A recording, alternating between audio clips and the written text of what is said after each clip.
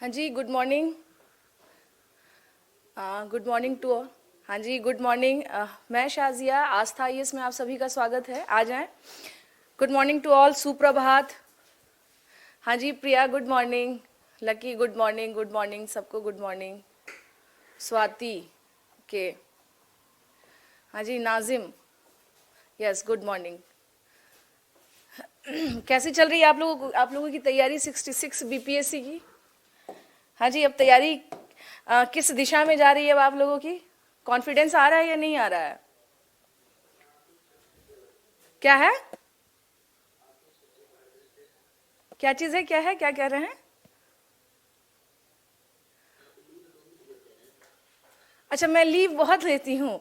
उसके पीछे कुछ पर्सनल कारण, बहुत नहीं लेती हूँ। एक बात बताइए, पिछले वीक में मंडे को नहीं पढ़ा है तो वो सैटरडे को एडजस्ट हुआ, ऐसा तो नहीं है। कभी कभी तो कुछ अर्जेंट काम हम लोगों को भी आ जाता है ना। हाँ, टेस्ट होगा। कभी कभी कुछ अर्जेंट काम हम लोगों को भी आ जाता है, तो इस चीज़ को थोड़ा सा क्या करें आप लोग।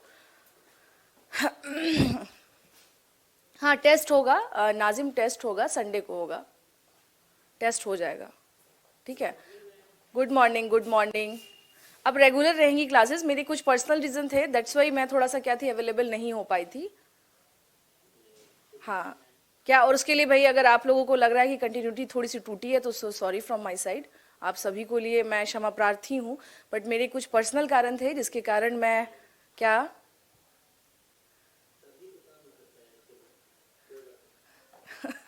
नहीं, मैं इसलिए कह रही हूँ कि अगर ऐसा लगा आप लोगों को तो है क्या कि इसके लिए मैंने पहले ही कह दिया आप लोगों को कि कुछ अर्जेंट काम आ गया था और कुछ पर्सनल वर्क थे, दैट्स वाई। चलिए आते हैं हम लोग हिस्ट्री। उस दिन जो है हम लोगों ने हिस्ट्री में स्पेशल, शायद मैंने हड़प्पा बता दिया था आप लोगों को। ठीक है, तो आज हम लोग क्या करेंगे, सबसे पहले तो ये कि कुछ क्वेश्चन हम लोग देखेंगे आज। हाँ जी, आज आप लोगों को शिकायत का मौका नहीं मिलेगा। आज इतना अच्छे से आपको टॉपिक पढ़ा दूंगी। यस। अच्छा, दिल खुश हो जाएगा। बिल्कुल बिल्कुल। नीरज, अच्छा एक बात बताइए, भावना, हाँ जी भावना गुड मॉर्निंग। एक बात बताइए, अब इसमें बिहार स्पेशल में अब क्या बचा है? सारी चीजें तो मैंने बता ही दी, उसमें अब क्या बचा है? तो फिर अब थोड़ा बहुत तो क्या है वो, थोड़ी बहुत तो चीजें जो रेस्ट है, थोड़ा सा आप भी खुद से भी देखते रहिए। बिहार स्पेशल की जितनी मेन मेन चीजें थी वो सब मैंने बता ही दी हैं, और उसकी वजह से मैंने जो लास्ट क्लास था हम लोगों का उसमें भी जो रेस्ट थिंग्स थी वो सब मैंने बता ही दिया। हाँ, वही मैं कह रही हूँ, उसमें कुछ नहीं बचा है। आप जबरदस्ती उसमें से कुछ मत निकालिए, पहले टेस्ट दे दीजिए। कुछ अगर कहीं पे समस्या आएगी तो फिर मैं हूँ यहाँ पे। क्लियर नहीं दिख रहा है, एक बार आप उसको रिफ्रेश करिए। चलिए, हाँ जी, आज ना टॉपिक जो है इतिहास, चूंकि क्या करना है हम लोग को, अब थोड़ा सा तेजी से क्या करना है, खत्म भी करना है और पढ़ना भी है, और आपकी जो शिकायतें हैं कि उसे भी दूर करना है। क्लियर नहीं दिख रहा है क्या? सभी को क्लियर नहीं दिख रहा है? मुझे बताइएगा।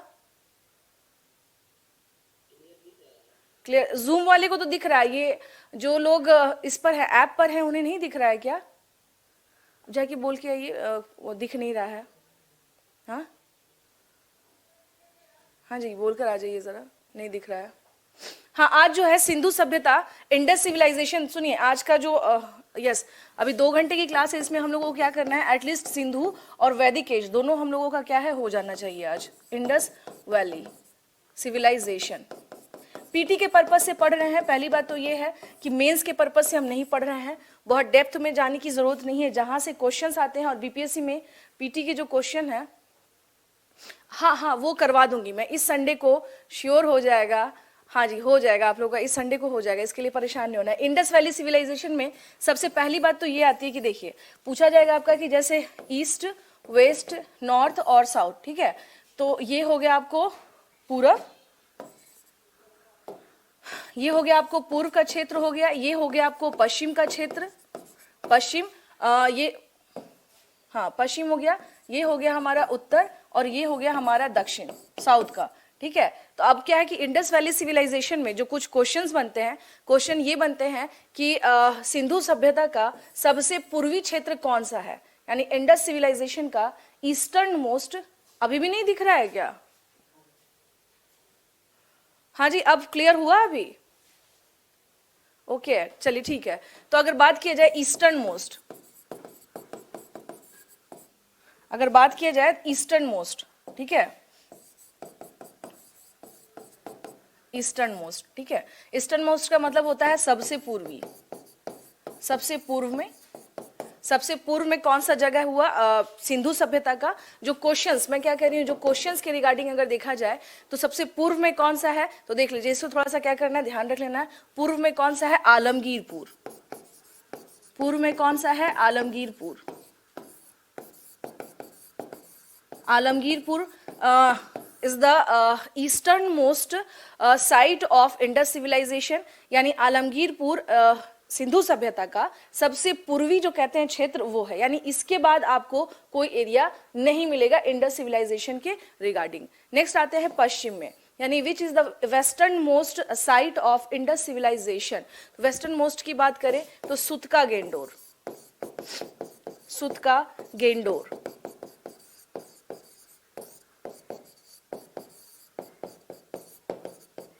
सुतका गेंडोर, ठीक है। अब आते हैं दक्षिण में, यानी कि साउथ की अगर हम लोग बात करें कि दक्षिण में कौन सा क्षेत्र है इसका, ये पूर्व हो गया, ये पश्चिम हो गया।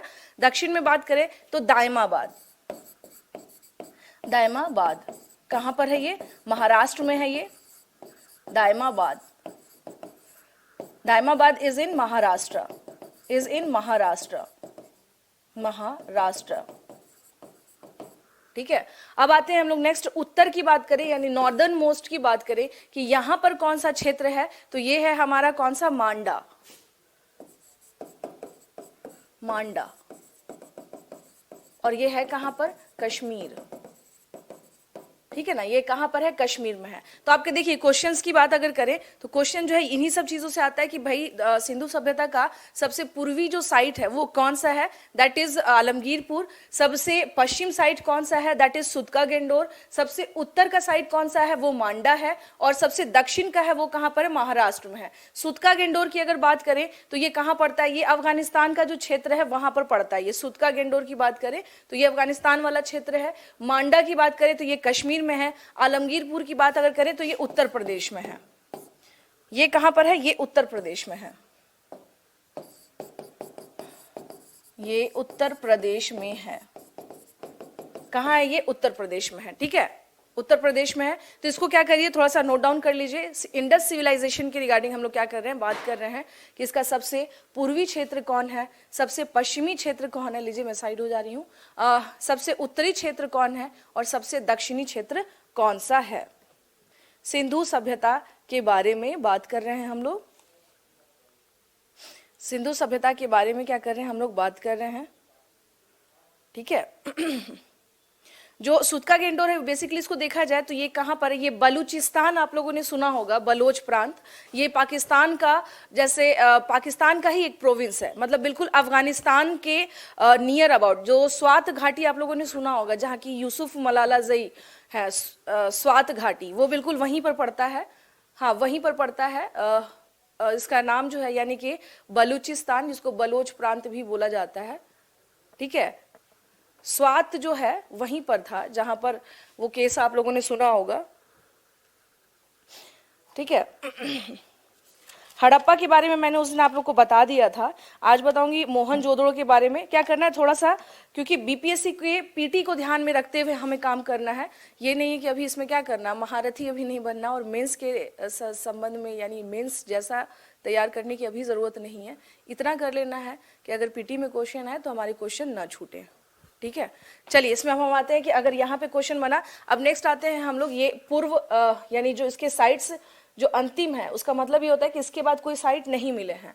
अब आते हैं हम लोग यहाँ पर मोहनजोदड़ो, इसको मोहनजोदाड़ो भी बोलते हैं, ठीक है। और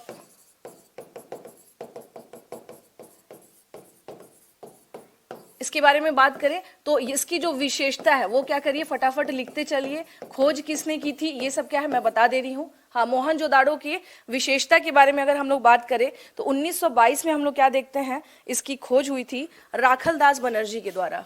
सबसे पहले तो क्या है कि 1922 में इस साइट को ढूंढा कब गया था, 1922 में। किसके द्वारा ढूंढा गया था? राखल दास बनर्जी के द्वारा। राखल दास बनर्जी के द्वारा, राखल दास बनर्जी के द्वारा, ठीक है, अब बात करें इसके मोहनजोदाड़ो के बारे में कहा जाता है, जो इसका मतलब है, इसका जो मतलब भी है मोहनजोदाड़ो का, क्या, मुर्दों का टीला, ठीक है ना, मुर्दों का टीला, मोहनजोदाड़ो जो है। अब बात करें कि ये है कहाँ पर, ये पाकिस्तान के ही लरकाना जिले में पड़ता है। ये कौन सा जगह है मोहनजोदड़ो, और कौन सी नदी के तट पर है, ये सिंधु नदी के दाएं तट पर है। स्थिति इसकी कहाँ पर है, लोकेशन अगर हम बात करें कि इसकी लोकेशन कहाँ है, लोकेशन, तो ये कहाँ पर है, ये पाकिस्तान के, यह पाकिस्तान के, एक मिनट, पेन को ज्यादा ही पतला हो गया इसमें, हाँ, यह पाकिस्तान के लरकाना जिला, लरकाना जिला, लरकाना जिला में सिंधु नदी में, सिंधु नदी के, यानी इंडस रिवर जो है उसके ही हम लोग क्या देखते हैं वहां पर, यानी इंडस रिवर के, हाँ, इंडस रिवर के, अगर आपका क्वेश्चन आएगा कि इंडस रिवर पर कौन सा ऐसा साइट है सिंधु सभ्यता से संबंधित, तो हम लोग क्या देखते हैं, ये सिंधु नदी के दाएं तट पर है, ये के दाएं तट पर है, दाएं तट पर स्थित है, ठीक है। अगर पूछा जाए यानी on the bank of Indus river, इसके लोकेशन की बात करें तो हम कहां देख रहे हैं, on the bank of, on the bank of Indus river, ठीक है। इंडस रिवर यानी जो सिंधु नदी है उसके किनारे कौन सा है, ये आपको मोहनजोदाड़ो जो है ये यहाँ पर क्या है, अवस्थित है। ये हो गया आपका बेसिक्स, यानी कि मोहनजोदड़ो के कंटेक्स्ट में ये आपका क्या है, ये बेसिक्स हो गया। अब बात करें इसको कि इसको क्या, इसको इसका मतलब क्या होता है, ये जो नाम है इसका मतलब क्या है, इसका नाम, इसका मतलब होता है मृतकों का टीला, या फिर इसको मुर्दों का टीला भी कहा जाता है, मुर्दों का टीला, है ना। माउंड ऑफ डेथ भी इसको कहते हैं, माउंड ऑफ डेथ, ठीक है ना, यानी जो मरे हुए लोग होते हैं उनका क्या है, टीला है। तो उस टाइम पीरियड पर ध्यान रखिएगा क्या था, दफनाने की प्रक्रिया चला करती थी। दैट्स वाई हम लोग क्या देखते हैं कि जो स्पेशली मोहनजोदाड़ो है उसे क्या कहा जा रहा है कि ये मुर्दों का टीला हुआ करता था, ये क्या था, मुर्दों का टीला हुआ करता था। उसके अलावा अगर बात कहें कि इसके जो अन्य नाम है, अन्य नाम में क्या है, तो इसको कहा जाता है सिंधु का रेगिस्तान भी इसे कहा जाता है, या स्तूपों का शहर कहा जाता है। इस शहर को, यानी ये जो सिटी थी इसे स्तूपों, यानी काफी क्या होता है, टीला टाइप बन गया है, टीला इन द सेंस ऐसा इस टाइप से है, तो इसे स्तूपों का शहर भी कहा जाता है,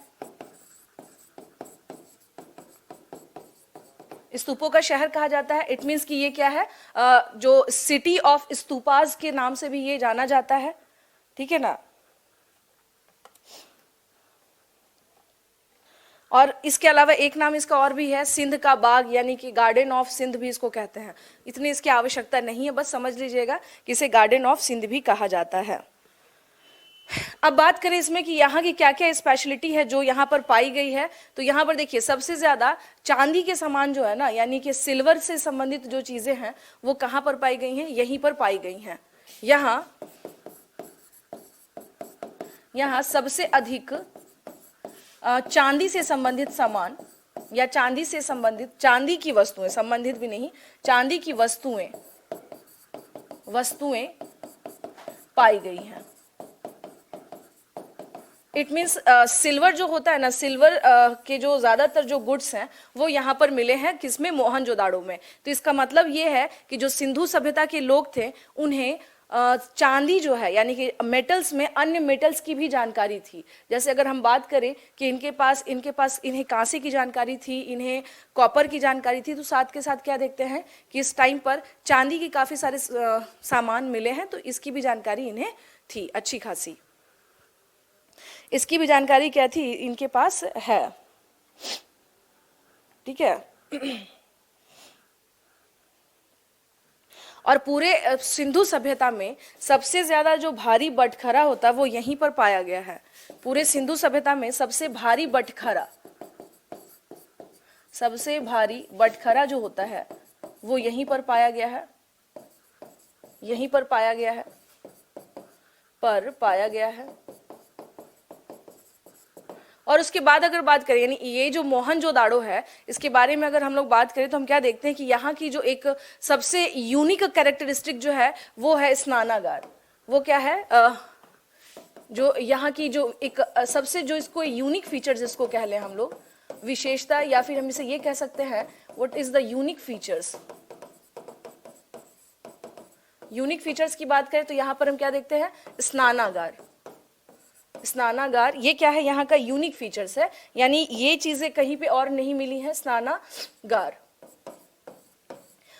इसको ग्रेट बाथ भी बोलते हैं, इसको ग्रेट बाथ भी बोलते हैं। अब देखिए था क्या, ये हो गया इस तरह से, तो इसमें क्या है, स्टेयर्स बने हुए हैं, यहाँ पर भी कुछ स्टेयर्स हैं, यहाँ पर भी कुछ स्टेयर्स हैं, और यहाँ पे भी कुछ स्टेयर्स हैं। यहाँ बगल में क्या होते थे, वेल यानी कुएं हुआ करते थे, और यहाँ से क्या है, यहाँ से पानी निकाल के यहाँ पर लोग आकर के क्या करते थे, नहाने की व्यवस्था की गई थी। इसके नीचे का जो कोटिंग है, यानी ये जो स्नानागार है, इसका जो कोटिंग अगर हम लोग बात करें कि इसकी कोटिंग किससे की गई है, तो कोटिंग की बात करें तो बिटुमिनस और जिप्सम का इसमें क्या हुआ है, इस्तेमाल हुआ है। बिटुमिनस और जिप्सम का इस्तेमाल हुआ है। इस्तेमाल इन द सेंस प्रयोग ही हुआ है, छोड़िए से, हाँ, बिटुमिनस क्या गया, बिटुमिनस का प्रयोग हुआ है, का प्रयोग हुआ है। ठीक है, तो हम क्या देख रहे हैं कि अगर पूछा जाए कि बिटुमिनस और जिप्सम से संबंधित कौन सा जगह यहाँ पर देखा गया बनते हुए, तो वो था स्नानागार, ताकि लीकेज नहीं हो। लीकेज इन द सेंस कि जो पानी वहां पर जा रहा है उससे दलदल वाला क्षेत्र, भूमि तैयार ना हो जाए, क्योंकि वहां लोग क्या कर रहे हैं, नहाते हैं। तो इसके बारे में कहा जाता है, जिस तरह से शाही स्नान होता है जहां पर एक साथ कई सारे लोग इकट्ठे होकर के नहाया करते हैं, तो कोई ना कोई स्पेशल ओकेजन हुआ करता होगा जिसके कारण ये स्नानागार बनाया गया था। तो ऐसी मान्यता है, ऐसी मान्यता है कि किसी विशेष प्रयोजन पर यहाँ के सभी लोग मिलकर एक साथ नहाया करते थे या स्नान करते थे। ऐसी मान्यता है कि किसी विशेष प्रयोजन पर, यानी कोई स्पेशल, ऑन स्पेशल ओकेजन, वहां पर क्या था, ये लोग गेट टुगेदर होते होंगे, एक साथ इकट्ठे होते होंगे, विशेष प्रयोजन पर ये लोग सामूहिक स्नान किया करते थे, सामूहिक स्नान किया करते थे। ठीक है, स्नान किया करते थे। इसका मतलब ये हो गया कि कोई ना कोई उस टाइम पे क्या होता था, कोई ओकेजन हुआ करता था जिससे क्या करते थे ये लोग यहाँ पर साथ में इकट्ठे होकर के यहाँ पर जो है स्नान करते थे। ठीक है ना, साथ में इकट्ठे होकर के ये लोग क्या करते थे, यहाँ पे स्नान किया करते थे। इसका कारण ही ये है, इसका कारण ही क्या है, ये है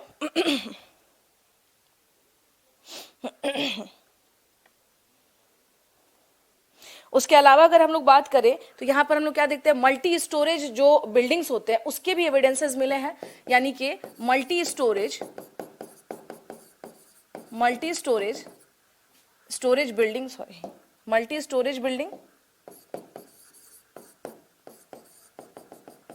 बिल्डिंग। इसका मतलब ये है बहुमंजिला इमारतें यहाँ पर मिली हैं, बहुमंजिला इमारतें यहाँ पर मिली हैं। इसका ये हुआ कि ये जैसे मान लीजिए सिंधु सभ्यता में कोई घर हुआ, ठीक है, तो ये जो है इसके ऊपर भी हम लोग घर देखते हैं, इसके ऊपर भी बनाया गया है, तो लेकिन है तो सब, लेकिन मिट्टी, ये ऐसा नहीं है कि सीमेंट का यूज हो रहा है, लेकिन इस टेक्निक से जब इनके पास ये जानकारी है तो इसका मतलब ये है कि ये क्या कर सकते हैं, ये भी निर्माण, इसका भी निर्माण कर सकते हैं। तो बहुमंजिला इमारतें के एविडेंसेस भी हम लोग यहाँ पर देखते हैं। ठीक है,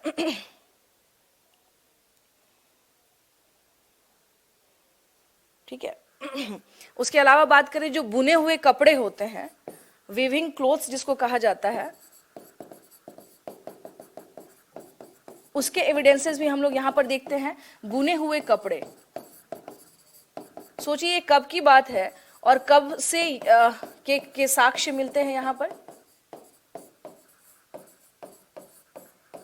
के साक्ष्य मिलते हैं। मोहनजोदाड़ो की बात करें तो हम लोग क्या देख रहे हैं, यहाँ पर एक जिस तरह से अन्नागार जो हम लोगों ने देखा था, वैसे यहाँ क्या है, स्पेशल कैरेक्टरिस्टिक्स जो दिख रहा है वो है यहाँ का स्पेशल जो कैरेक्टरिस्टिक है वो क्या है, यहाँ पे वो है आपको स्नानागार, ग्रेट बाथ जिसको बोलते हैं, जहाँ पर सभी लोग इकट्ठे होकर के सामूहिक स्नान किया करते थे। और ऐसी मान्यता है कि वो कोई स्पेशल ओकेजन हुआ करता था, ठीक है।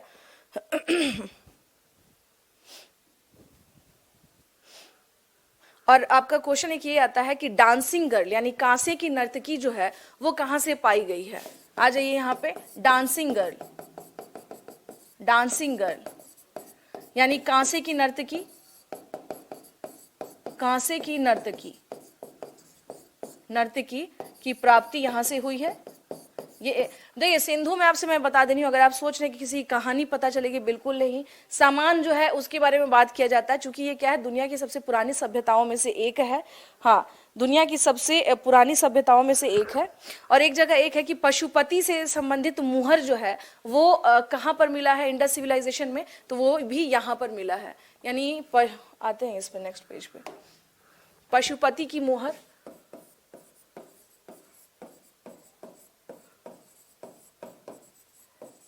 की मुहर, ठीक है ना। मुहर जो है सील्स है ना, मुहर हम देखते हैं। उसके अलावा बात करें हम लोग कि यहाँ पर यानी मोहनजोदाड़ो में और क्या क्या चीजें यहाँ पर पाई गई हैं, और क्या क्या चीजें यहाँ पर पाई गई हैं।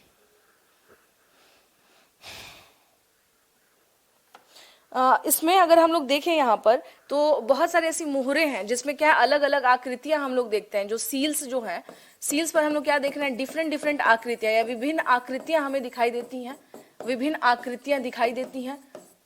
इसके अतिरिक्त अगर बात करें कि जो सिंधु सभ्यता की जो लिपि थी, इनकी जो लिपि थी वो लिपि क्या थी, इनकी स्क्रिप्ट क्या थी, तो इनकी स्क्रिप्ट हम लोग क्या कह रहे हैं, पिक्टोग्राफिक है। क्या है, पिक्टोग्राफिक। पिक्टोग्राफिक का मतलब होता है चित्रात्मक लिपि थी इनकी, चित्रात्मक लिपि थी। यानी ये जो भी लिखते थे, जैसे मान लीजिए सपोज दैट ये रहा, इस पे इन्होंने क्या किया, कोई भी चित्र इस तरीके से बना दिया, ठीक है, कोई भी चित्र बनाया। अब ये चित्र जो है क्या इसका मतलब है ये हमें भी नहीं पता, ये वही जानते थे जो सिंधु के लोग थे। तो चित्रात्मक का मतलब होता है पिक्टोग्राफिक। आपको बता दूं आज भी दुनिया में कुछ ऐसी जगह है जहां पर पिक्टोग्राफिक जो लिपि होती है उसका इस्तेमाल होता है। फॉर एग्जाम्पल जापान के कंटेक्स्ट में बात करेंगे तो जापानीज लैंग्वेज बहुत टफ होता है, चाइनीज भी आप देखेंगे तो बहुत टफ होता है, पर जापानीज लैंग्वेज वो भी क्या है, पिक्टोग्राफिक होते हैं, ठीक है। इसके लिए अलग से ट्रेनिंग लेनी पड़ती है, इनके लिए अलग से ट्रेनिंग लेनी पड़ती है।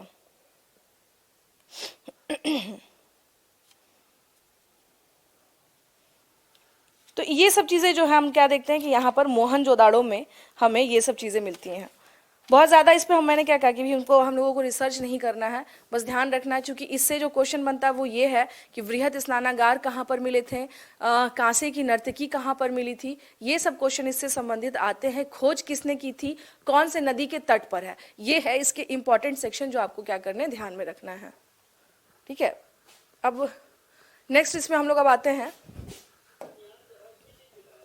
चीजें तो बहुत मिली हैं लेकिन वो चीजें आपके संबंध में यानी आपके एग्जाम के संबंध में वो बहुत ज्यादा इंपॉर्टेंट नहीं है, ठीक है। यहाँ गोल्ड से संबंधित चीजें भी मिली हैं, यहाँ बहुत सारे कुएं मिले हैं। यानी अगर बात की जाए कि सबसे ज्यादा वेल्स जो हैं वो कहाँ पर मिले हैं, वो मोहनजोदाड़ो में ही मिले हैं। उसके अलावा अगर हम लोग बात करें तो यहाँ पर हम लोग क्या देखते हैं कि वाटर जो जिसको कहते हैं कोटिंग की बात करते हैं, वो भी हम लोग यहाँ पर देखते हैं। वाटर प्रूफिंग जिसको कहते हैं ना कि पानी से बचाने के लिए, तो वाटर प्रूफिंग का भी पहला एविडेंस हमें मोहनजोदाड़ो में मिल रहा है। बट आपको एक बात बताऊं, ये आपके एग्जाम के लिए बहुत ज्यादा रेलेवेंट नहीं है, उतना ज्यादा डीप में अभी नहीं जाना है, ठीक है।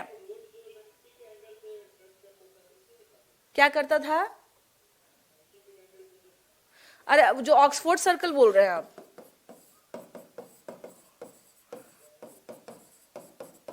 ऑक्सफोर्ड सर्कल, हाँ जी। जैसे टी पॉइंट होता है, आप लोग सुनते होंगे किस तरह से रोड जा रहा है, ठीक है ना, तो टी पॉइंट पे जा करके सभी रोड यहाँ पर आकर के मिलती हो, ठीक है, इस तरह से, क्लियर है। तो यही कहलाता था क्या, ऑक्सफोर्ड सर्कल। और ये सिर्फ यहाँ नहीं, ये हड़प्पा की कुछ और जगहों पे ये हम लोगों को सिस्टम दिखाई देता है, क्लियर हुआ, ये इसको कहते हैं ऑक्सफोर्ड सर्कल। इसे क्या कहा जाता है, ऑक्सफोर्ड सर्कल, है ना। ऑक्सफोर्ड सर्कल जो है इसे ही कहा जाता है कि जो भी रास्ता जो है वो क्या होता है, एक जगह पर जाकर के मिल रहा हो, तो इसे कहते थे ऑक्सफोर्ड सर्कल, जो कि हम देखते हैं इंडस सिविलाइजेशन के कई अन्य जगहों पर हमें ये दिखाई देता है, ठीक है। और उसके अलावा बात करें कि शवाधान जो होता है, यानी चूंकि इसका ऑलरेडी क्या कहा जा रहा है, मुर्दों का टीला कहा जा रहा है, तो इसका मतलब है कि बड़ी संख्या में क्या किया गया है, यहाँ पर मुर्दों को दफनाया गया है।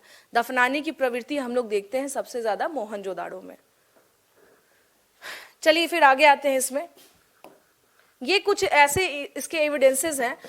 नेक्स्ट आ जाइए कालीबंगा। कालीबंगा, कालीबंगा के बारे में बात करें, हाँ कालीबंगा के बारे में अगर बात करें तो इसकी अवस्थिति जो है वो कहाँ पर है, हाँ इसकी अवस्थिति कहाँ पर है, तो ये है आपको राजस्थान के, राजस्थान के हनुमान गढ़ में है ये, हनुमान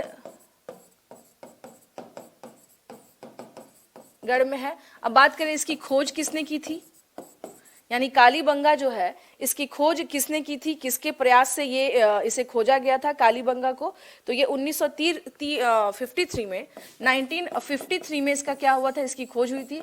किसने किया था, अमलानंद घोष ने, जिसको ए घोष भी बोलते हैं इन्हें, अमलानंद घोष ने इसकी खोज की थी, अमलानंद घोष, ठीक है, इन्होंने क्या की थी, इसकी खोज की थी। कालीबंगा का मतलब ही होता है क्या, ब्लैक बैंगल्स, काली चूड़ियां,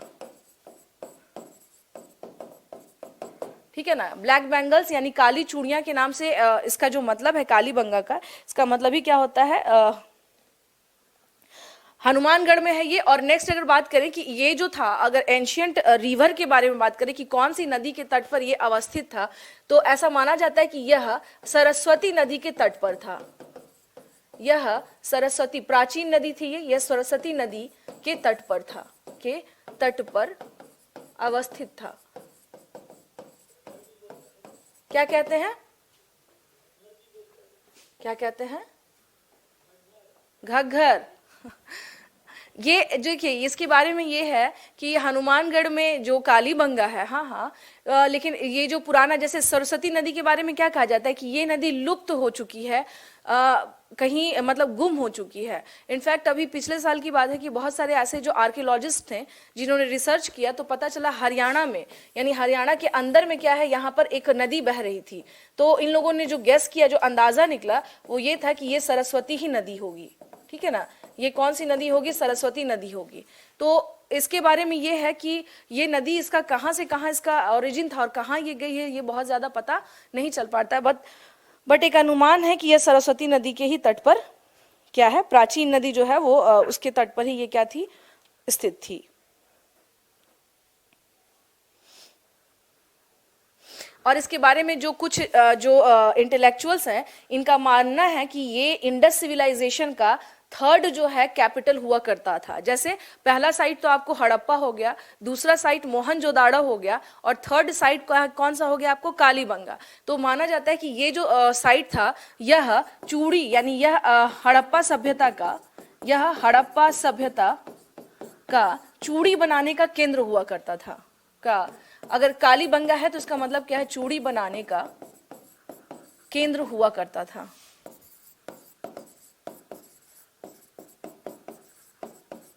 का केंद्र हुआ करता था। इट मीन्स कि यहाँ पर हम लोग क्या देखते हैं, जो बैंगल्स हैं, तो बैंगल्स मैन्युफैक्चरिंग का क्या था, ये बेसिकली हब था। इट मीन्स कि बैंगल्स मैन्युफैक्चर वाज, हाँ ये कहाँ पर हुआ करता था, इट वाज, कह सकते हैं कि ये जो काम था, यानी ये जो वर्क था बैंगल बनाने का, वो कालीबंगा में हुआ करता था। चूड़ी बनाने का केंद्र था, इसीलिए इसका नाम क्या पड़ा था, कालीबंगा पड़ा था। और इस जगह की एक विशेषता आपको बता दूं, इसकी जो कैरेक्टरिस्टिक है, यानी कि स्पेशल कैरेक्टरिस्टिक की बात करें, विशेषता, तो यहाँ पर हम देखते हैं प्राक सभ्यता का भी, प्राक सैंधव सभ्यता का भी यहाँ से साक्ष्य मिलता है। अब प्राक सैंधव सभ्यता क्या होता है भाई, तो प्राक सैंधव सभ्यता का मतलब ये होता है कि जब ह्यूमन का आरंभिक काल चल रहा था, यानी जो स्टार्टिंग इनिशियल स्टेज था, जैसे हम लोग जानते हैं कि आपको मध्य पूरा पाषाण हो गया, मध्य पाषाण हो गया और नौ पाषाण हुआ। तो वो जो फेज था ना उसको कहा जाता है प्राक इंडस सिविलाइजेशन या प्राक सैंधव सभ्यता या प्री इंडस सिविलाइजेशन, उसको हम लोग कह सकते हैं। That was the time period of pre Indus civilization, या फिर उसको हम लोग न्यूलिथिक टाइम पीरियड भी कह सकते हैं। तो उस टाइम पीरियड के हमें यहाँ पर एविडेंसेस मिलते हैं। ठीक है, तो यहाँ पर हम लोग क्या देखते हैं, प्राक यानी इन द सेंस की जो सैंधव सभ्यता से पहले की भी यहाँ पर हमें साक्ष्य मिलते हैं। यहाँ प्राक सैंधव सभ्यता, प्राक सैंधव सभ्यता के साक्ष्य मिलते हैं, के साक्ष्य मिलते हैं। यानी इसके बारे में बात करें तो जो प्री इंडस सिविलाइजेशन जो है, या फिर इसको हम लोग ये भी कह सकते हैं नियोलिथिक टाइम पीरियड, हम लोग उसको कह सकते हैं नियोलिथिक टाइम पीरियड,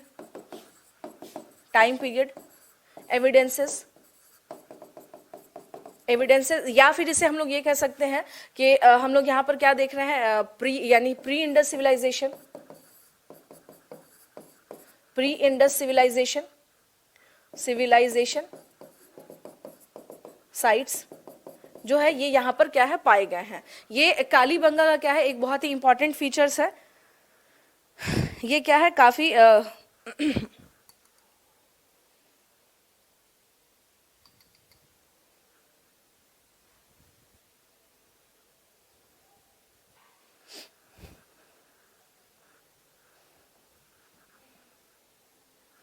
चलिए ये हो गया। उसके बाद अगर हम लोग बात करें कि ये कालीबंगा में ये सारी चीजें मिलती हैं, नेक्स्ट अगर हम लोग बात करें यहाँ पर कि जुते हुए खेत जो हैं उसके एविडेंसेस हमें यहाँ पर मिलते हैं।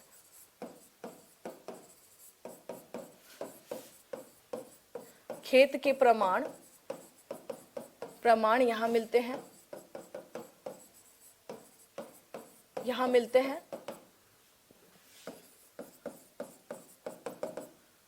प्लेइंग फील्ड इसको बोलते हैं, है ना, जिसमें क्या किया गया हो, खेती किया हो प्रॉपर उसको उस वे में, तो इसके एविडेंसेस हमें मिलते हैं। और अगर देखें हम लोग इस तरह से, जैसे है ना ये जिगजैग स्टाइल में हम लोग क्या देख रहे हैं, यहाँ पर खेती होती है। किस टाइप का था, जिगजैग। जिगजैग का मतलब होता है इस तरह से, ठीक है, रुक जाइए ये थोड़ा सा गड़बड़ बन गया। जिगजैग का मतलब होता है इस प्रकार से, किस प्रकार से, ये इस प्रकार से, इसको कहा जाता है जिगजैग। तो यहाँ पर क्या है, जिगजैग स्टाइल में हम लोग क्या देखते हैं, खेती के यहाँ पर प्रमाण मिलते हैं। कालीबंगा में खेती के यहाँ पर हम लोग क्या देखते हैं, प्रमाण मिलते हैं। और उसके अलावा जो पक्की सड़कों के जो एविडेंसेस हैं वो कहाँ पर मिलते हैं, यहीं पर मिलते हैं। यहाँ से पक्की सड़कों के प्रमाण मिले हैं, यहाँ से पक्की सड़कों के प्रमाण मिले हैं, ठीक है ना। पक्की सड़क का मतलब ये हो जाता है कि कच्ची सड़क नहीं है, यहाँ पर जो है उसको क्या किया गया प्रॉपर। हाँ, वो आप लोग ऑलरेडी जो भी लोग बिहार में वो जानते होंगे कि कच्ची सड़क किसको कहते हैं, पक्की सड़क किसको कहते हैं, है ना। एक और होता है जिसको कुछ कहा जाता है एक सड़क जिसपे जो सीमेंटेड बना दिया जाता है कई बार रोड को, उसको क्या बोलते हैं, स्पेशल टर्मिनोलॉजी मुझे ध्यान नहीं आ रहा है। हाँ, तो उस तरीके के जो सड़क है वो भी हम लोग क्या देखते हैं यहाँ से, यानी स्पेशली पक्की सड़क के हमें यहाँ पे क्या देखते हैं, एविडेंसेस मिलते हैं। ठीक है, पक्की सड़क यहाँ पे दिखाई देता है। और उसके बाद अगर बात करें तो यहाँ पर यज्ञ वेदियां जो हैं वो मिली हैं, जिससे पता चलता है कि लोग क्या थे, पूजा वगैरह करते थे। यज्ञ वेदी के प्रमाण मिले हैं, यहाँ पर के प्रमाण मिले हैं, जिससे इससे अंदाजा क्या लगता है कि यहाँ के लोग क्या करते थे, हवन वगैरह किया करते होंगे, हवन किया करते होंगे। यज्ञ वेदी का मतलब ही हो गया क्या है कि यहाँ पर ये लोग क्या करते होंगे, जो हवन है वो किया करते होंगे। पीसीसी सड़क, हाँ बिल्कुल सही कहा, ये नाम मैं भूल गई थी इसको। पीसीसी जो सीमेंटेड रोड, जो स्पेशली जो बिहार में जो आप देखिएगा कि जो स्पेशली मोहल्ला या कॉलोनी होता है वहां के जो रोड होते हैं उसको पीसीसी बनाया जाता है। हाँ, उसको क्या किया जाता है, पीसीसी सड़क बनाया जाता है। और यहाँ पर बात करें एक युग्म शवाधान मिले हैं। युग्म का मतलब होता है कि एक साथ, युग्म का क्या मतलब होता है, एक साथ। शवाधान का मतलब होता है यानी एक साथ, जैसे मान लीजिए ये कब्र हो गया, ठीक है, यहाँ पे क्या किया गया, इसमें दो मुर्दों को एक साथ दफना दिया गया, तो इसे ही कहा जाएगा युग्म, ठीक है। जहां पर दो जो डेड बॉडी है उसको एक साथ दफना दिया जाए तो उसको कहा जाएगा युग्म। और यहाँ पर हम लोग क्या देखते हैं, अगर बात किया जाए कि सबसे पुराना यानी भूकंप के एविडेंसेस भी हमें यहाँ मिलते हैं। कालीबंगा में हम लोग क्या देखते हैं, यहाँ से भूकंप के साक्ष्य भी मिले हैं, यहाँ से भूकंप के प्रमाण मिलते हैं, भूकंप के प्रमाण मिलते हैं कालीबंगा में। क्या भूकंप इन द सेंस कि ऐसा माना जाता है कि यहाँ पर भूकंप आया होगा। जो भी हमारे जो आर्कियोलॉजिस्ट हैं उन लोगों ने जो सर्च किया तो उसे पता चलता है कि कालीबंगा में भूकंप आया था, यानी इंडस सिविलाइजेशन का ये ऐसा साइट है जहाँ पर पहली बार हम लोग क्या देखते हैं, अर्थक्वेक का एविडेंस हमें पाया जाता है या मिलता है यहाँ पे, ठीक है। भाई अगर एक बात बताइए, प्राकृतिक घटनाएं ऐसा तो है नहीं कि अभी हुआ करती हैं। जैसा आप जानते हैं, अगर आप लोग ज्योग्राफी पढ़ते हैं तो टेक्टोनिक थ्योरी जो है पढ़ा ही होगा आप लोगों ने। प्लेट विवर्तनिकी थ्योरी भी आपने पढ़ा होगा कि जो स्पेशली जो पृथ्वी का जो बनावट है वो क्या होता है, वो सरकता है, वो इस तरह से क्या होता है, एडजस्ट करता है। तो उसी दौरान क्या होता है, जो हलचल मचती है, जिससे क्या हुआ, अलग अलग क्षेत्र का निर्माण हुआ। तो भूकंप तो पहले से चला आ रहा है ना।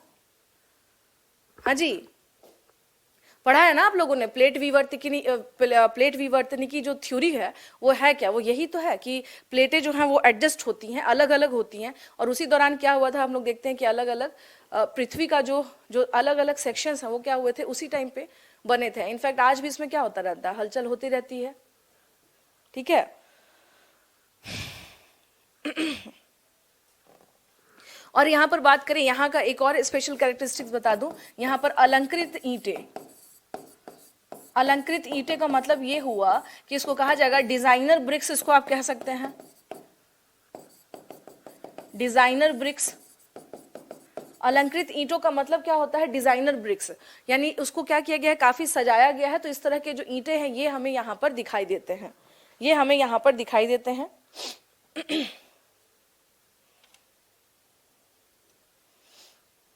और उसके बाद बता देती हूँ, यहाँ पर ना शल्य चिकित्सा समझते हैं आप लोग। हाँ जी, शल्य चिकित्सा समझते हैं किसको कहा जाता है,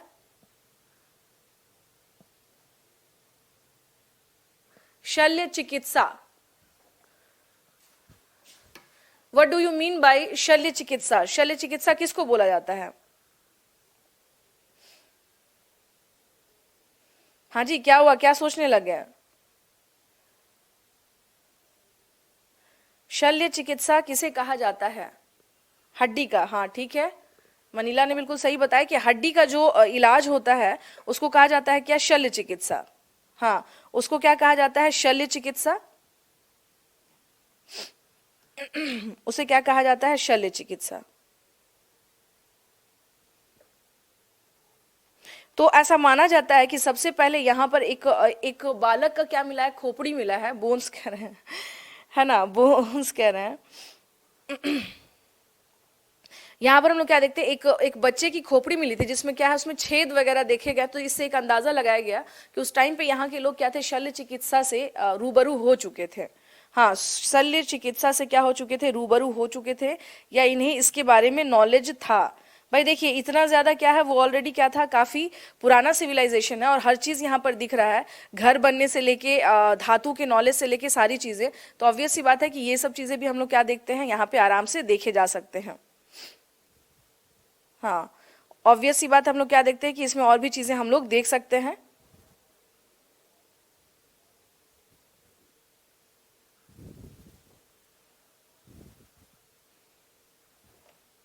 ठीक है, चलिए इसके बाद हम लोग फिर अब आगे आते हैं। ये था क्या कालीबंगा के बारे में। देखिए सारे साइट्स के बारे में अगर हम लोग बात करें, हाँ बोन्स, सारे साइट्स के बारे में अगर हम लोग बात करें, नेक्स्ट इसमें अब आ जाइए, एक है धौलावीरा। धौलावीरा, अच्छा एक बात बताइए, इंडस पढ़ने में मजा आता है या नहीं आता है, सही सही बताइएगा आप सब, झूठ नहीं बोलना है, ठीक है। धौलावीरा, इंडस पढ़ने में आप लोग को मजा आता है कि नहीं आता है। नो मैम, वो पहले ही कह रहे हैं कि नहीं मैम, मजा नहीं आता है। हाँ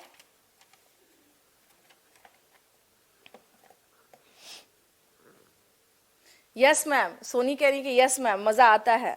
धौलावीरा, इसके बारे में अगर हम लोग बात करें, हाँ धौलावीरा के बारे में अगर हम लोग बात करें तो ये हम लोग क्या देखते हैं,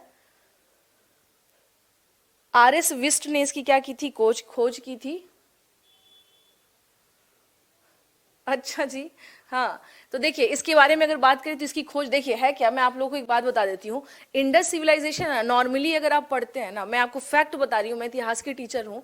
इंडस सिविलाइजेशन जैसे अगर आप ये पढ़ रहे हैं तो अभी आपको लगेगा क्या पढ़ रहे हैं, ये हाथी दांत मिला, कंघी मिला, सामान मिला, ये मिला, ये क्या पढ़ रहे हैं, ठीक है। लेकिन यही इंडस सिविलाइजेशन जब आप कल्चर में पढ़ते हैं, कल्चर के कंटेक्स्ट में, तब बड़ा मजेदार हो जाता है ये सब्जेक्ट। मतलब इंडस सिविलाइजेशन जब आप, जैसे मान लीजिए आप बीपीएससी का, ईश्वर करे कि आप सब लोग क्या करें, पीटी क्वालिफाई करें, और जब बीपीएससी का मेंस लिख रहे होंगे तो अगर उस टाइम पे कल्चर के कंटेक्स्ट में, या फिर आप में से कुछ यूपीएससी की भी तैयारी किए होंगे, तो यूपीएससी में पूरा क्या है, कला और संस्कृति का एक पूरा पोर्शन ही है। वहाँ ये चीज़ पढ़ने में क्या हो जाता है, थोड़ा बहुत ज़्यादा मजा आता है, क्योंकि उसमें है क्या, इमेजेस दिखा दिखा करके फिर क्या है कि पढ़ने का एक अलग ही, जैसे मैं खुद भी अगर क्लास देती हूँ तो उसमें क्या होता है कि वो एकदम अलग ही चीज़ हो जाती है उसको पढ़ने में। बट पीटी के पर्पज से क्या है, एक अलग ही तैयारी होती है, ठीक है। कोई नहीं, सबका अपना क्या होता है, इंटरेस्ट होता है। चलिए आ जाइए, तो यहाँ हम लोग क्या देख रहे हैं, इसके बारे में अगर बात करें तो 1967-68 में, 1967 और 68 तक में हम क्या देखते हैं, इसकी खोज हुई थी। और किसने की थी, आर.एस. विस्ट ने। अच्छा एक चीज और आपको बता दूं, अगर आपके दिमाग में ये क्वेश्चन आएगा कि मैम कहीं कहीं पे इसका 1990 भी लिखा हुआ है, अगर ऐसा आपको कहीं दिखे तो डोंट बी कंफ्यूज, क्योंकि देखिए आर्कियोलॉजिकल खुदाई जो होती है ना, वो एक बार में ऐसा नहीं, गए खोद लिए, अच्छा सामान मिल गया, ओके है, नहीं, वो चलता रहता है, वो निरंतर चलता रहता है। इनफैक्ट हरियाणा में बहुत सारे साइट्स मिले हैं, तो आज तक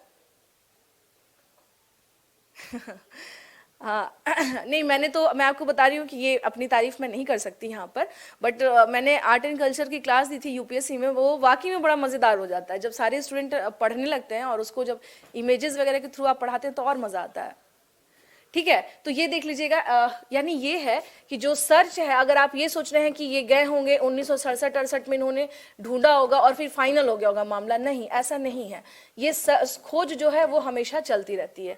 एक चीज और समझिएगा, जो भी खोज होता है, यानी कि जो भी आर्कियोलॉजिकल खोज होते हैं, वो हमेशा क्या होते हैं, उसको बहुत ध्यान से किया जाता है। एक भी चीज अगर टूट गई ना गलती से भी, तो जो भी लोग उसमें जुड़े हुए हैं या जिस व्यक्ति से टूटा है, उसके ऊपर पेनल्टी तो होगी ही होगी, उसको आउट भी कर दिया जाएगा। ये इतना ज्यादा, मतलब उसको पूरा क्या होता है, पढ़ाया जाता है, उसकी पूरी स्टडी होती है कि किस तरह से जो पुरानी चीजें हैं उसको कैसे हैंडल करना है। अब जैसे आप, जो भी लोग, जो नॉर्मल लोग हैं, वो जाएंगे, उन्हें लगेगा सामान है उठा लेंगे, लेकिन नहीं, वो क्या है, वो पुरानी है, वो अचानक से कभी भी टूट सकती है। तो ये सब चीजें जो है, ये खुदाई का जो काम होता है वो बड़ा ही क्या होता है, वो रेगुलर चलता रहता है। यहाँ दिल्ली में आपको बता दूं, हुमायूं टॉम आप लोगों ने नाम सुना होगा, तो हुमायूं टॉम के नीचे में रेगुलर क्या होता रहता है, खुदाई होता रहता है, और वहां से कुछ ना कुछ एविडेंसेस मिलते रहते हैं। तो ऐसा माना जाता है क्या कि, क्योंकि क्या है कि ये हम एक बार में नहीं कर सकते, बहुत सारी चीजें क्या हो गई, समय के साथ दब चुकी हैं, है ना।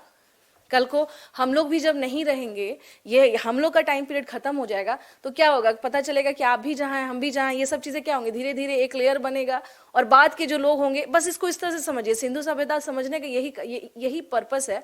हम लोग अभी जिस दौर में है, समझिए कि कुछ ऐसा हलचल हुआ, ये दुनिया नष्ट हुई, या हम लोग का टाइम पीरियड खत्म हो गया, इसके बाद इसके ऊपर एक लेयर जमा, फिर दूसरे लोग जब आए तो उन्हें हम ही लोग के सामान मिलने शुरू हो गए। अब तो क्या है भाई, ज़माना थोड़ा सा क्या हो गया है, बढ़ गया है, तो अब हम लोग के जो इक्विपमेंट मिलेंगे वो क्या मिलेंगे भाई, कि ऑनलाइन जो है डिजिटल बोर्ड हुआ करता था, कंप्यूटर हुआ करता था, वीडियो कॉलिंग हुआ करता था, जूम पे बच्चे बात किया करते थे, तो ये भी एक इतिहास का क्या हो जाएगा, पार्ट हो जाएगा। तो सब कुछ इतिहास है, ये जो आज है ना, ये कल इतिहास ही होगा आपका। हर चीज़ क्या है, वो इतिहास में कन्वर्ट होगा ही होगा।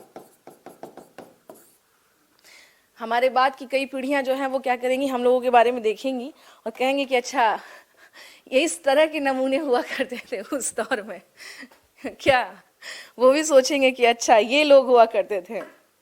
हाँ चलिए फिर आगे बढ़ते हैं।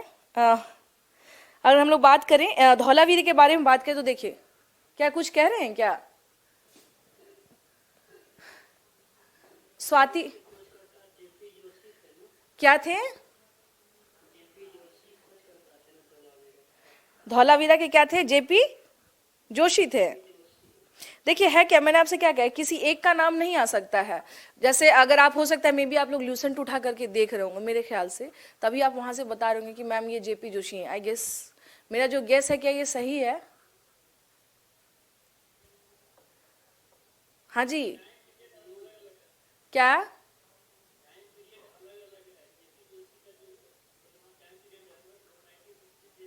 हाँ हाँ हाँ हाँ, 90 से 91 टाइम पीरियड नहीं, मैंने आपसे क्या कहा कि आर्कियोलॉजिकल, अभी मैंने यही तो कहानी बताई है आपको कि आर्कियोलॉजिकल जो काम होते हैं वो क्या होता है, लंबा चलता है, ठीक है, और उसमें कई लोग जुड़ते जाते हैं। तो अगर आप कहेंगे, जैसे आपको मैं बता देती हूँ, अगर आप कहेंगे कि कोई नहीं, एक काम करिएगा, मैंने क्या कहा कि इसमें बहुत सारे लोग ल्यूसेंट पढ़ते हैं, ल्यूसेंट भाई उससे उठाते हैं और उससे देखते हैं, तो वो आपने देखा, ठीक है, कोई समस्या की बात नहीं। अगर आपको जेपी जोशी दिख रहा है तो वही ठीक वही ठीक है। लेकिन मैंने आपसे क्या कहा कि इतिहास में है क्या कि अलग अलग जो लोग होते हैं वो क्या होते हैं, उससे जुड़ते जाते हैं, अलग अलग लोग क्या होते हैं उससे जुड़ते जाते हैं, ठीक है। हाँ, जो भी हैं अलग अलग लोग जो हैं वो जुड़ते जाते हैं। अब जैसे अमलानंद घोष जो थे वो कालीबंगा से, उनके उत्खनन में नाम आता है, ठीक है, लेकिन उसमें जो थापड़ हैं उनकी भी भूमिका है, उनमें उस जो एक्सकेवेशन हुआ उसमें भूमिका थापड़ की भी है, ठीक है। तो है क्या कि इसको इस तरह से बहुत ज्यादा परेशान नहीं होना। एक काम करिए आप सबको, चलिए हम इसी पे काम देते हैं भाई। एक क्या हो गया, एक टाई अप हो गया है जेपी जोशी, ठीक है, एक जेपी जोशी, इनका क्या हो गया, एक टाई अप हो गया है। अब आप लोग क्या करिएगा, इसके बारे में अच्छे ऑथेंटिक बुक से आप लोग को निकालना है कि ये जेपी जोशी हैं या फिर ये आर एस विस्ट हैं, ठीक है। प्लीज ल्यूसेंट छोड़ करके, क्लियर है, इतिहास की किसी अच्छे बुक से, तब देखिएगा फिर आपको पता चलेगा, ठीक है। चलिए अब आते हैं इसमें। मैंने क्या कहा कि इसको आप लोग क्या करेंगे, चेकआउट कीजिए इसको कि लेकिन ल्यूसेंट नहीं, ऑथेंटिक बुक के तौर पे ल्यूसेंट मत उठा लीजिएगा।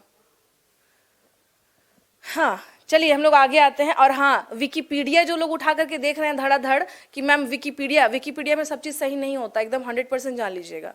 विकीपीडिया को अगर आप ऑथेंटिक मान रहे हैं तो वो बिल्कुल नहीं है, खासतौर से इतिहास के संदर्भ में जो तिथि वगैरह होती है वो विकीपीडिया पे सही नहीं होता है, मैं पहले ही बता दे रही हूँ आपको, ठीक है। तो अब देखिए धौलावीरा की विशेषता के बारे में बात करें, इसके स्पेशल कैरेक्टरिस्टिक के बारे में बात करें तो ये जो नगर था यानी धौलावीरा जो था ये 3 पार्ट्स में डिवाइड था। ये एकमात्र ऐसा नगर था जो क्या है वो 3 पार्ट्स में, क्या है, जैसे 1 हो गया, ये 2 हो गया और ये 3 हो गया।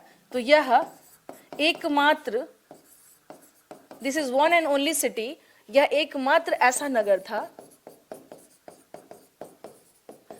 था जो जो 3 भागों में विभाजित था, ठीक है। ये क्या था, 3 भागों में डिवाइड था, ठीक है। 3 पार्ट्स में क्या थे, ये डिवाइड्स थे। अब क्या था भाई, देखिए तो इसमें इस तरह से बनाया गया है, एक तो है दुर्ग, एक क्या है दुर्ग, दूसरा क्या है मध्य नगर यानी मिडिल सिटी, और तीसरा क्या है आपको नगर। इस तरह से क्या था, इसका डिवीजन था। किसके बारे में बात कर रहे हैं हम लोग, धौलावीरा के बारे में, धौलावीरा के बारे में बात कर रहे हैं।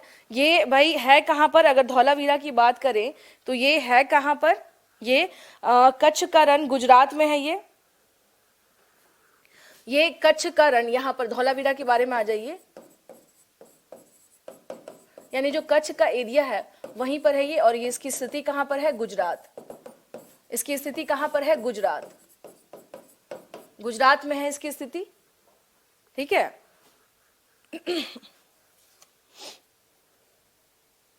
और ये नगर की बनावट कैसी थी, आयताकार था। नगर की बनावट कैसी थी, नगर की बनावट कैसी थी, आयताकार था, आयताकार था, ठीक है ना। ये कैसा था, आयताकार बना हुआ था।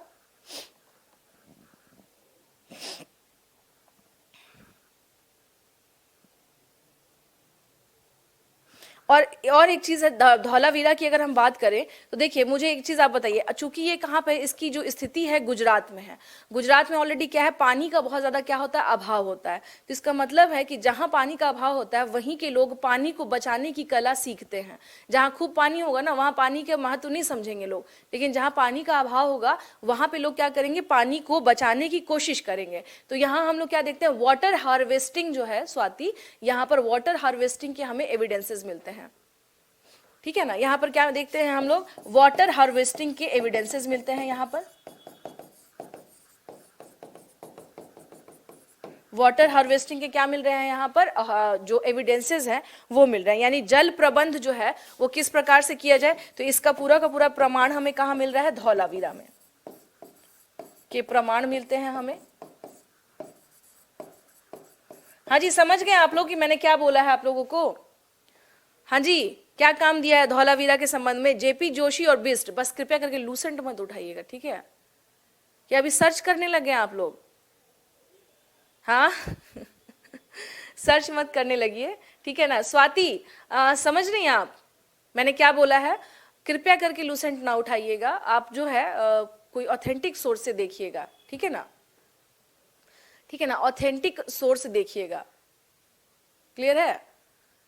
अभी मैंने नहीं पूछा है आर.एस. बिस्ट, कोई ऑथेंटिक सोर्स से देख लीजिएगा, जेपी जोशी की आर.एस. बिस्ट, इनमें आपको क्या करना है, चेकआउट करना है, दोनों को चेकआउट करना है।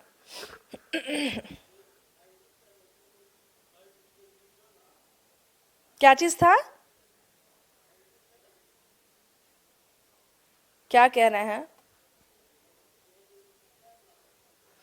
इतना धीरे बोल रहे हैं आप कि मैं सुन नहीं पा रही हूं। ठीक है, चलिए, ये था धौलावीरा के बारे में कुछ स्पेशल कैरेक्टरिस्टिक कि यहाँ पर क्या मेन वाटर हार्वेस्टिंग हो गया, और ये जो नगर था ये तीन इसमें क्या था, डिवाइड किया गया था, इसको तीन तरीके से क्या किया गया था, इसे डिवाइड किया गया था। अब आ जाइए, एक साइड है लोथल, देखिए सारे नहीं पढ़ने हैं हम लोगों को, जो इंपॉर्टेंट है वो पढ़ेंगे। लोथल, ठीक है ना, लोथल के बारे में हम लोग बात करें कि इसकी खोज किसने की थी, तो ये एस.आर. राव ने इसकी खोज की थी, एस.आर. राव ने क्या की थी, इसकी खोज की थी, और कब की थी, एस.आर. राव ने 1954 में, कब की थी इसकी खोज, 1954 में, इसकी खोज कब हुई है, 1954 ईस्वी में। अब बात करें लोथल के बारे में बात करें तो देखिए, जैसे ये सिंधु सभ्यता आपका हो गया इस टाइम पे, तो ये जो था, ये लोथल का अगर हम लोग देखें तो इसका जो लोकेशन है वो कहां पर है, यहां पर था लोथल, ठीक है। लोथल का लोकेशन क्या देखते हैं हम लोग,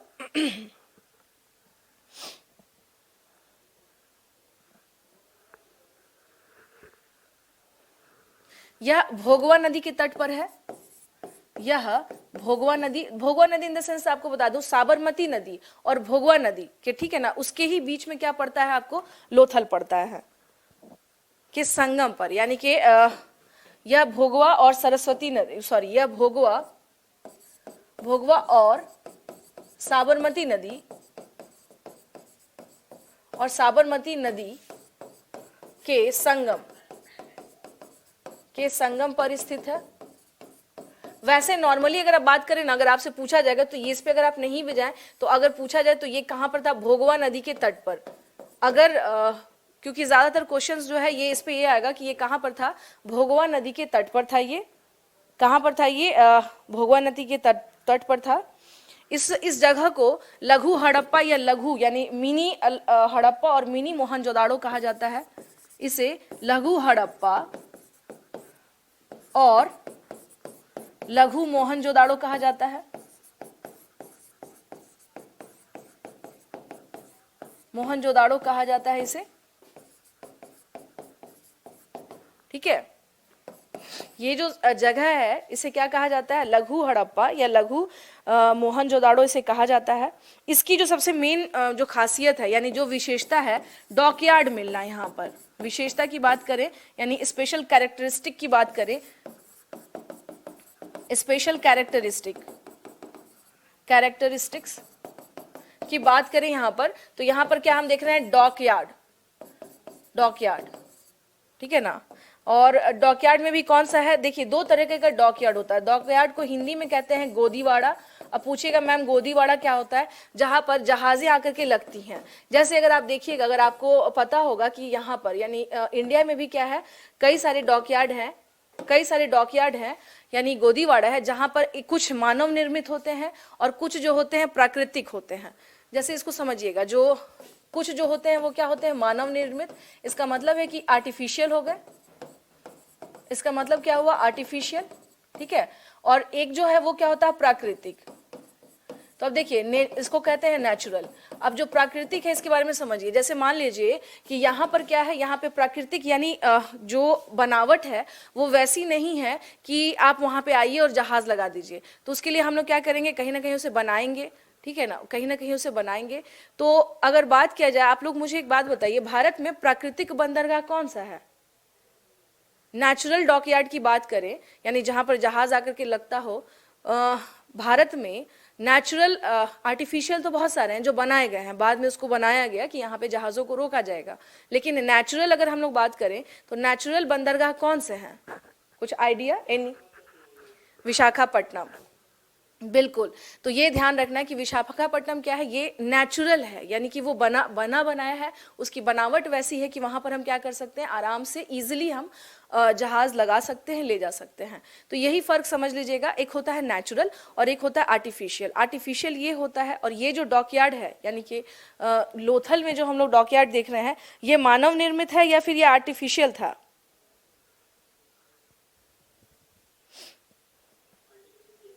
हाँ, यानी इसका मतलब ये है कि ये मानव निर्मित था, यहाँ के लोगों ने इसे क्या किया था, बनाया था। लोथल को क्या किया था, ये आर्टिफिशियल डॉकयार्ड था ये, ठीक है ना, आर्टिफिशियल डॉकयार्ड था ये। यही फर्क है, इसको समझिएगा कि यहाँ के लोगों ने प्रॉपर क्या किया था, इसे बनाया था, ठीक है ना, प्रॉपर क्या किया था, इसे बनाया था। तो लोथल का हम लोग क्या देखते हैं, जो मेन ये है कि यहाँ पे था क्या कि ये यहाँ पर आर्टिफिशियल हम लोग क्या देखते हैं, डॉकयार्ड देखते हैं।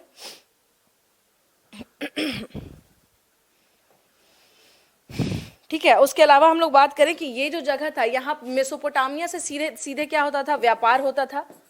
मेसोपोटामिया से सीधे व्यापार होता था, मेसोपोटामिया से सीधे व्यापार होता था, यानी डायरेक्ट ट्रेड किससे था इनका, सीधे व्यापार हुआ करता था,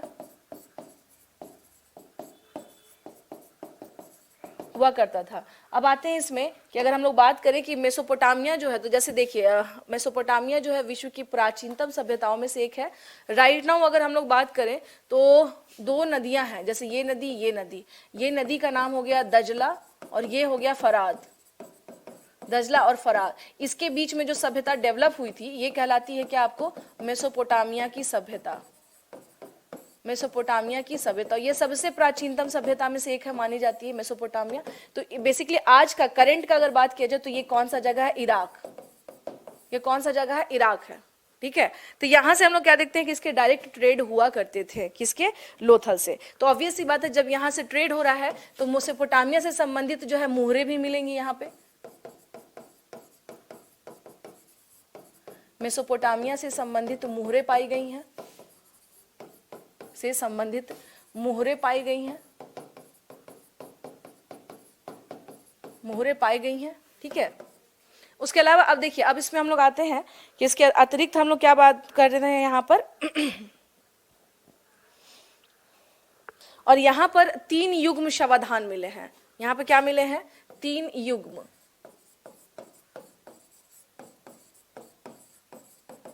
शवाधान मिले हैं। कहाँ से, लोथल से।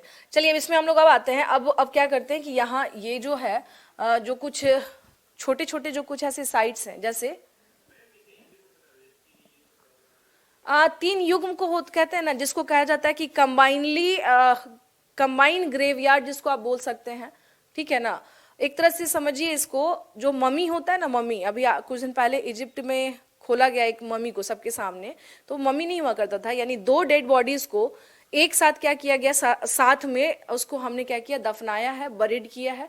तो वो उस तरह की जो बॉडीज हैं दो डेड बॉडी, तो वैसी बॉडीज वैसे कैसे कितने मिले हैं? 3। इसको इस तरह से समझिए, जैसे ये एक कब्रगाह हुआ, ये 2 हुआ और ये 3 हुआ, इसमें 2 लोगों का एक साथ क्या हुआ, यानी कि 2 डेड बॉडीज। ठीक है, सेम यहां पर भी होगा और सेम यहां पर भी होगा। क्लियर है ये? हाँ शुभम, क्लियर हुआ ये? कौन पूछ रहे थे इंग्लिश में? हाँ, तो ये क्लियर हुआ किस टाइप का ये ग्रेवयार्ड था ये? हाँ, है ना? तो इसी को कहा जाता था, यानी एक साथ 2 लोग, ऐसी जो कब्र है, ये जो ग्रेवयार्ड है, ये जो ग्रेवयार्ड है, ऐसे ऐसे कितनी है संख्या में? ऐसे 3 है, 3 इन नंबर्स। ठीक है ना, 3 इन नंबर्स। ये वाले ग्रेवयार्ड कितने हैं? 3 इन नंबर्स। हाँ हाँ बिल्कुल, उन्हें वही वही क्षेत्र था, वही क्षेत्र था, वही एरिया था। चलिए अब नेक्स्ट हम लोग इसमें आ जाते हैं, एक इंपॉर्टेंट जगह है। अब जो है ना कुछ महत्वपूर्ण तथ्य आ जाइए मेसोपोटाम, इससे महत्वपूर्ण तथ्य यानी इंपॉर्टेंट फैक्ट्स।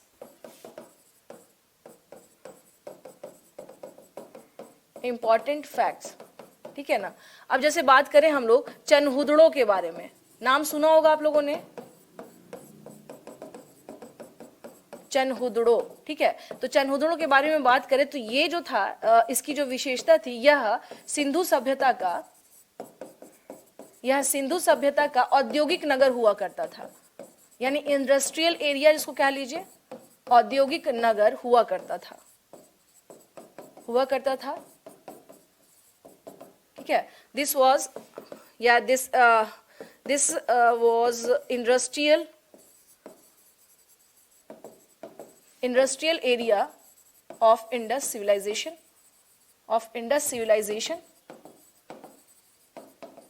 ठीक है। उसके बाद अगर बात करें चनहुदड़ो जो है, यहीं से हम लोग क्या देखते हैं, लिपस्टिक और काजल के एविडेंसेस यहीं मिलते हैं हम लोगों को। यानी आप कह सकते हैं श्रृंगार से संबंधित जो चीजें होती हैं वो चीजें हम लोग कहां पर देख रहे हैं, तो कहा जाता है ना कि और काजल के प्रमाण यहीं से मिले हैं,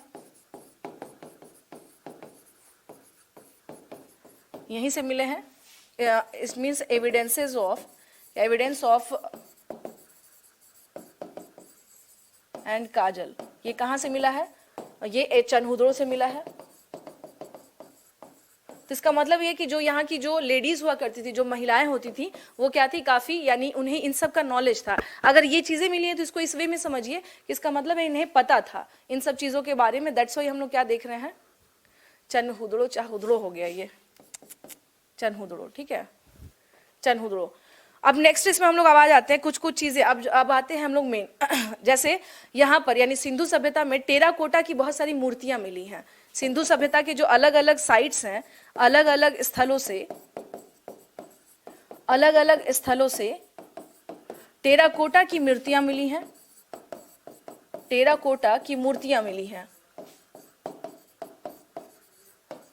मूर्तियां मिली हैं, ठीक है। अच्छा, एक पुजारी हैं, उनकी मूर्ति कहाँ मिली है? एक पुजारी है, बियर्डेड प्रिस्ट की जो स्टैचू है विथ जिसको कह लीजिए कि एकदम डिजाइनर शॉल के साथ, तो ये कहाँ एविडेंस मिला था प्रिस्ट का, स्टैचू का? कहां से? नहीं, मैं तो क्वेश्चन पूछ रही हूं ना। अलग अलग स्थलों टेराकोटा की मूर्तियां मिली हैं। अब बात किया जाए कि व्हाट इज टेराकोटा, तो टेराकोटा का मतलब होता है स्टूडेंट कि पकी हुई मिट्टी को, यानी बेक्ड क्ले के साथ जो चीजें बनाई जाए, बेक्ड क्ले यानी पकी हुई मिट्टी की मूर्तियां,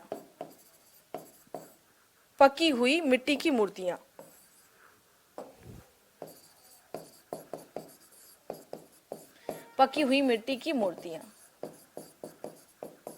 ठीक है। तो टेराकोटा की मूर्तियां जैसे बात की जाती है कि कई अलग अलग जगहों पर मिली हैं ये, तो टेराकोटा का मतलब ही क्या हो जाता है, पकी हुई मूर्तियां।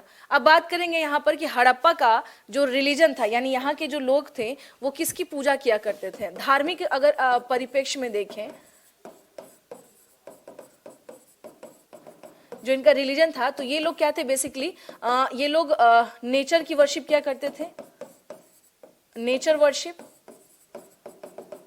Nature worship. इसे ये समझ लेगा ये लोग क्या थे, प्रकृति की पूजा किया करते थे,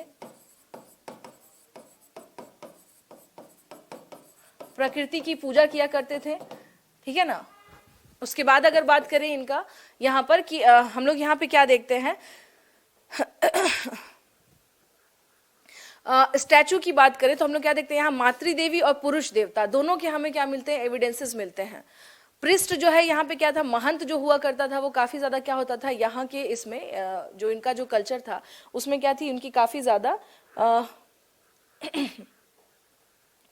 अब बात करें कि पूरे दुनिया में सबसे पहले स्वास्तिक, स्वास्तिक जिसको कहा जाता है, जो ये होता है ना, तो स्वास्तिक का चिन्ह यहीं पर सर्वप्रथम देखा गया, यहीं पर सर्वप्रथम पाया गया, ठीक है ना। स्वास्तिक का जो चिन्ह है, स्वास्तिक, ठीक है ना, स्वास्तिक का चिन्ह यानी सिंबल ऑफ स्वास्तिक जिसको बोले, ये कहां पर मिला था, ये हड़प्पा की ही क्या है, देन है, और यहीं पर हम लोग सबसे पहले, अच्छा ठीक है ठीक है ठीक है, ओके ओके ओके, कोई बात नहीं है, आराम आराम से ही करते हैं। उसके अलावा देखिए ये तो क्या था, इनका धार्मिक पहलू की बात करें कि भाई रिलीजन के पर्सपेक्टिव में ये लोग क्या थे, अपना इनका क्या कंडीशन हुआ करता था। अब बात करेंगे रिलीजन के अलावा कि इसके अतिरिक्त जो है इनका मुख्य कार्य क्या था, यानी कि किसकी खेती करता, अर्थव्यवस्था की बात करें कि इनका जो आर्थिक स्थिति थी, जो इनकी अर्थव्यवस्था थी वो कैसे रन कर रही थी। जैसे मान लीजिए आपका क्वेश्चन आ जाता है अर्थव्यवस्था, तो अगर हम लोग बात करें तो कि जो इंडस के जो लोग थे वो मेनली किस काम में सबसे ज़्यादा इन्वॉल्व थे, क्या ये ट्रेडर्स थे, क्या एग्रीकल्चर करते थे, क्या फिर ये लोग जो हैं जो कहा जाए कि पशुओं पर आधारित इनका सोसाइटी था। तो इनके बारे में अगर हम लोग देखें तो इनकी जो अर्थव्यवस्था रन कर रही थी वो बेसिकली किस पर थी, तो इनकी अर्थव्यवस्था संबंधित थी कृषि से, यानी एग्रीकल्चर बेस्ड इनका क्या था, इकोनॉमी था, एग्रीकल्चर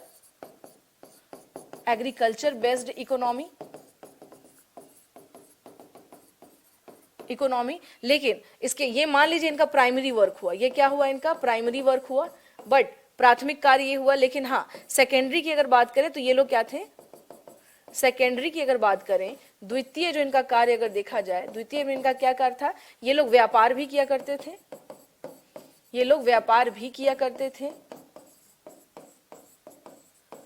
है ना। ये क्या थे, they were indulged in trade also,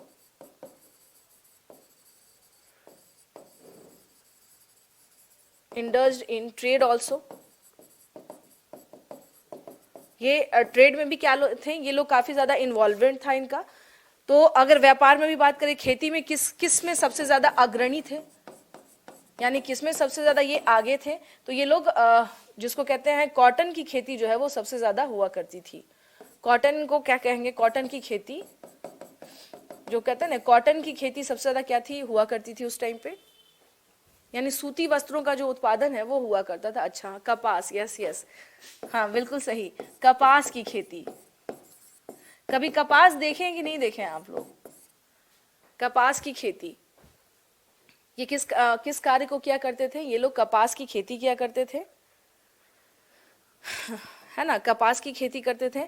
फसलों में अगर हम लोग देखें तो हम लोग क्या देखते हैं इनके बारे में कि इन्हें फसलों की क्या थी, जानकारी थी, हाँ फसलों की क्या थी, जानकारी थी। एक बात बताइए, गेहूं चावल की जानकारी थी इन्हें, हाँ जी, गेहूं चावल की जानकारी थी इन्हें, जरा बताइएगा।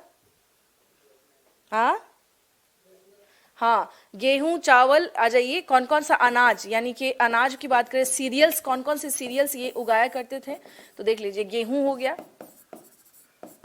गेहूं हो गया, उसके बाद से आपको गेहूं के बाद आप आ जाइए, जौ हो गया, बाजरा हो गया, है ना, गेहूं, चावल, चावल को धान बोलते हैं, तो मतलब वो बनने के बाद चावल हो जाता है, तो यानी धान की खेती किया करते थे। खेती होती है मेनली धान की, और बाद में जब वो कटता है तो उसको क्या कहा जाता है, फिर बाद में वो हाँ ठीक है ना, तो धान ही बाद में क्या होता है, कन्वर्ट होता है चावल में। तो आज ये गेहूं, चावल, जौ, क्या कह रहे हैं?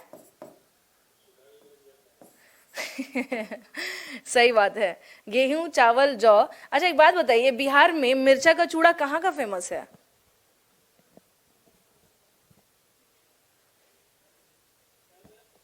बिहार में कहाँ पर मिर्चा का चूड़ा पाया जाता है सबसे ज्यादा?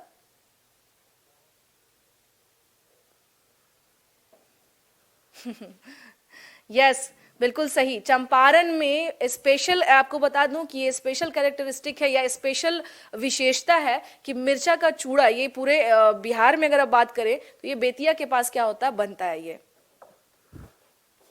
चावल, जौ और बाजरा,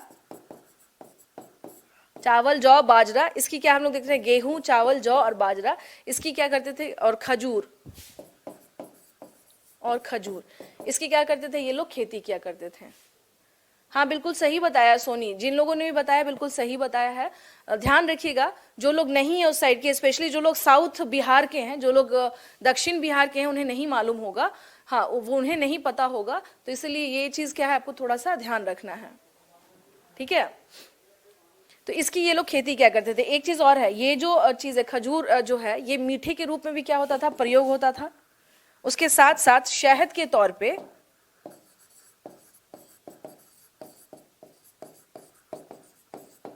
प्रयोग किया करते थे। इसके साथ साथ बात करें हनी जो है, इसका भी ये लोग क्या करते थे, इस्तेमाल करते थे, यानी इन्हें शहद की जानकारी थी, ठीक है ना। इसका मतलब है कि इन्हें इसकी जानकारी थी। तो ये था क्या, इनका जो अर्थव्यवस्था इनका चल रहा है, ये सिंधु सभ्यता का जो इकोनॉमी जो थी वो किस प्रकार से रन कर रही थी। अब आते हैं यहाँ पर मेटल्स में, कौन कौन से मेटल्स जानते थे ये। धातु के बारे में बात करें तो सबसे पहले देख लीजिए, कांसे की जानकारी थी इन्हें, ठीक है ना, चांदी, सोना, चांदी, सोना, ये सब क्या थी, इन्हें इसकी जानकारी थी, ठीक है। और अगर हम लोग बात करें, जो इनकी मुहरें जो स्पेशली पाई गई हैं वो सेल खड़ी की हैं। जो मुहरें पाई गई हैं, मुहरें पाई गई हैं वो किसकी हैं, वो सेल खड़ी की हैं। इसको स्टेटाइट बोलते हैं। जो मुहरें हैं वो क्या है, वो सेल खड़ी से की पाई गई हैं, ठीक है। अब नेक्स्ट आते हैं इसमें हम लोग, हाँ नेक्स्ट इसमें हम लोग आते हैं यहाँ पर कि कुछ चीज़ों का क्या करते थे ये लोग, बाहर से मंगवाते थे। जैसे सोना की बात करें तो सोना ये लोग कहाँ से मंगवा रहे हैं, सोना ये मंगवाते थे अफगानिस्तान और साउथ इंडिया, दक्षिण भारत।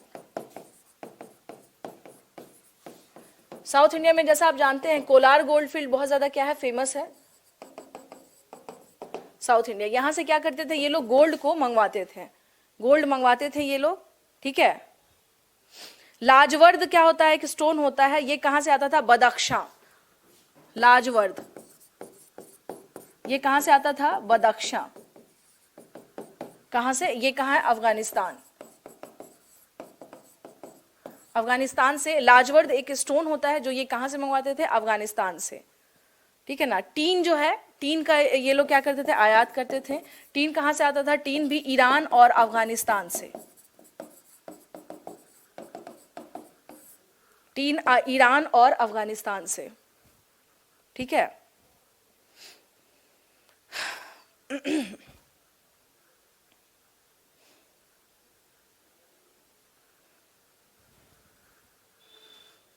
देखिए बाकी इसके बारे में, अगर सामाजिक पहलू के बारे में इनकी बात करें, जो इनका सोशल, अगर बात किया जाए कि इनका सोशल स्ट्रक्चर क्या था, सोशल स्ट्रक्चर की बात करें तो इसमें हम लोग क्या देखते हैं, जो पुजारी हुआ करते थे वो सबसे ज्यादा क्या होते थे, पुजारी सबसे उच्च वर्ग हुआ करता था, उच्च वर्ग हुआ करता था इस टाइम पे, ठीक है ना, इस टाइम पर। और जो सोसाइटी थी वो कैसी थी, वो बिल्कुल समतावादी, यानी कि एक तरह से कह लीजिए, समतावादी भी नहीं, एक तरह से कही कि उच्च वर्ग और निम्न वर्ग का डिवीजन हम लोगों को साफ दिखाई दे रहा है। विभाजन था उच्च वर्ग और निम्न वर्ग, और निम्न वर्ग। में क्या था, ये डिवीजन था इसमें। जैसे हम लोग देखते हैं कि भाई एक टीला है, वहां पर क्या है, अमीर लोग वहां रहेंगे, जो लेबर क्लास हैं, जो नीचे वाले लोग हैं वो कहाँ रहेंगे, वो नीचे रहेंगे। यानी तो इस तरह से क्या किया गया था, इन्हें बांटा गया था, सोसाइटी को, इनके सोसाइटी को क्या किया गया था, इस प्रकार से बांटा गया था। खेल में बात करें, यानी ये लोग इंटरटेनमेंट के तौर पर क्या करते थे भाई, जैसे आप लोग हैं ना, इंटरटेनमेंट के लिए लोग पिक्चर देख रहे हैं, सीरियल्स देख रहे हैं, तो या आईपीएल का मैच देख रहे हैं, लेकिन उस टाइम पे क्या होता था, तो ये लोग क्या करते थे, मेनली शिकार करते थे, शिकार करते थे, पशुओं की लड़ाई करवाते थे, जिसको कैटल फाइटिंग कहते हैं या कैटल फाइट बोलते हैं, पशुओं की लड़ाई। कई जगह गाँव में देखिएगा आप, अभी भी क्या होता है, मुर्गों को लड़वाते हैं आपस में। अब बड़ा लोग क्या करते हैं, उसे घेर करके देखते हैं। इनफैक्ट एक जल्लीकट्टू जिसपे बैन लग गया बाद में, तो वहां पे भी आप क्या देखते हैं कि लोग सांड को क्या करते थे, दौड़ा रहे हैं, देख रहे हैं, उससे मजा आ रहा है। तो उसमें कई बार इसको क्या कहते हैं कि एनिमल क्रूएल्टी का केस हो जाता है, कि आप जो है इसके साथ, जानवरों के साथ बहुत ज्यादा क्या कर रहे हैं, बुरा बर्ताव कर रहे हैं। खेल, पशुओं की लड़ाई, ये सब हम लोग क्या देखते हैं। और नृत्य, डांसिंग गर्ल से समझ में आता है कि यहाँ के लोग क्या थे, डांस करते थे, ठीक है ना। तो ये सब ये लोग क्या करते थे, इस प्रकार के कार्य जो थे ये लोग करते थे। अब बात करें यहाँ पे कि देखिए जो कपड़े हैं वो ऊनी और सूती दोनों वस्त्र हमें यहाँ पर मिले हैं, यानी evidences of cotton clothes and woollen clothes, ये दोनों एविडेंसेस हमें यहाँ पर मिले हैं।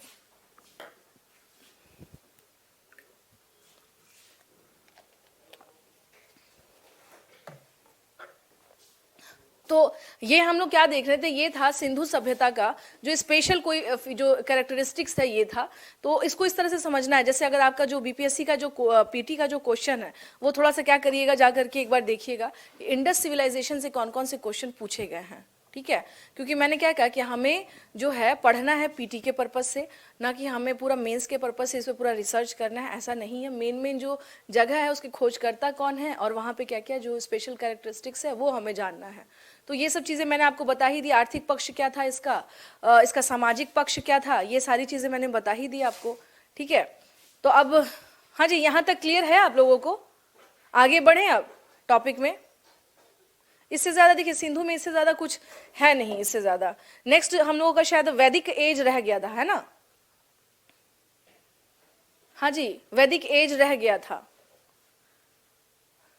चलिए देखिए, घोड़े के साक्ष्य मिले हैं, जो डॉग होते हैं कुत्ते, उसके साक्ष्य मिले हैं, ठीक है ना। उसके अलावा आप क्या कहते हैं, ऊंट की जो हड्डी होती है वो मिले हैं, ये सब मिले हैं। लेकिन जो गाय है इसके एविडेंसेस हमें मिलते हैं कब, ये आता है मेनली जब वैदिक सिविलाइजेशन होता है वहां पर, ठीक है। उसकी आकृति हमें नहीं मिलती है जल्दी, ठीक है।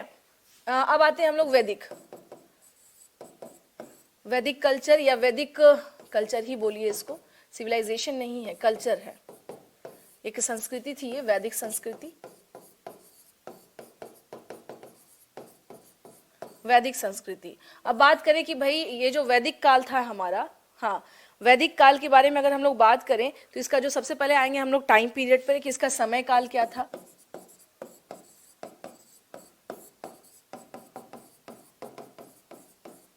1500 से लेके 1000 ईसा पूर्व तक, ठीक है। और 1000 यहाँ पे ये भी आ जाएगा कि 1000 ईसा पूर्व से लेकर के 600 ईसा पूर्व तक का जो काल था वो क्या था आपको, ये था आपको उत्तर वैदिक काल।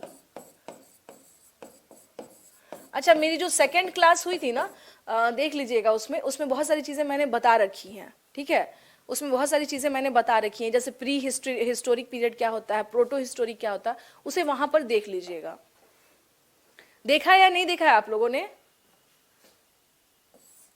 अब बात करें इसका समय काल क्या है, हम लोग देखते हैं ठीक है। और इसके बारे में अगर हम लोग बात करें तो ये सबसे पहले हम लोग क्या देखते हैं यहाँ पर कि जो सोर्स के तौर पर क्या देखते हैं, वैदिक टाइम पे हम जो देखते हैं, जो टेक्स्ट जो मिलता है, जो किताब है मेन सोर्स, ऋग्वेद, ठीक है ना। ऋग्वेद की बात करें, ठीक है ना। ऋग्वेद में हम क्या देखते हैं, इसमें आ जाइए, कौन कौन सा है। सबसे पहला अगर बात करें तो पहला तो हो गया आपको ऋग्वेद, दूसरा हो गया आपको यजुर्वेद, दूसरा क्या, ये सब एक ही साथ है, और ये हो गया आपको सामवेद। और तीसरा जो है वो क्या हो गया आपको, अथर्ववेद। तीसरा क्या है हमारा, अथर्ववेद। तो यहां पर देखिए समझ लीजिएगा, इन तीनों को कंबाइनली रूप से क्या कहा जाता है, वेदत्रयी। इन तीनों को कंबाइनली रूप से क्या कहा जाता है, वेदत्रयी।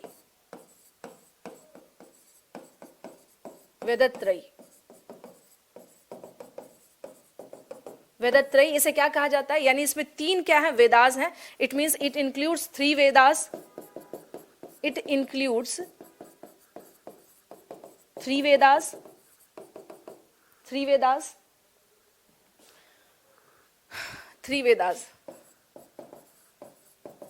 3 वेद के क्या मिल रहे हैं हमें यहाँ पर, जो जिसमें, और अथर्ववेद को ना, इसको इसमें काउंट नहीं किया जाता क्योंकि यह सबसे बाद की रचना है, यह सबसे बाद की रचना है, बाद की रचना है, रचना है। और इसमें चूंकि क्या है, इसे सभी लोग पढ़ सकते हैं, ये रीडेबल है सबके लिए, है ना। ये क्या है, इसे सभी लोग पढ़ सकते हैं।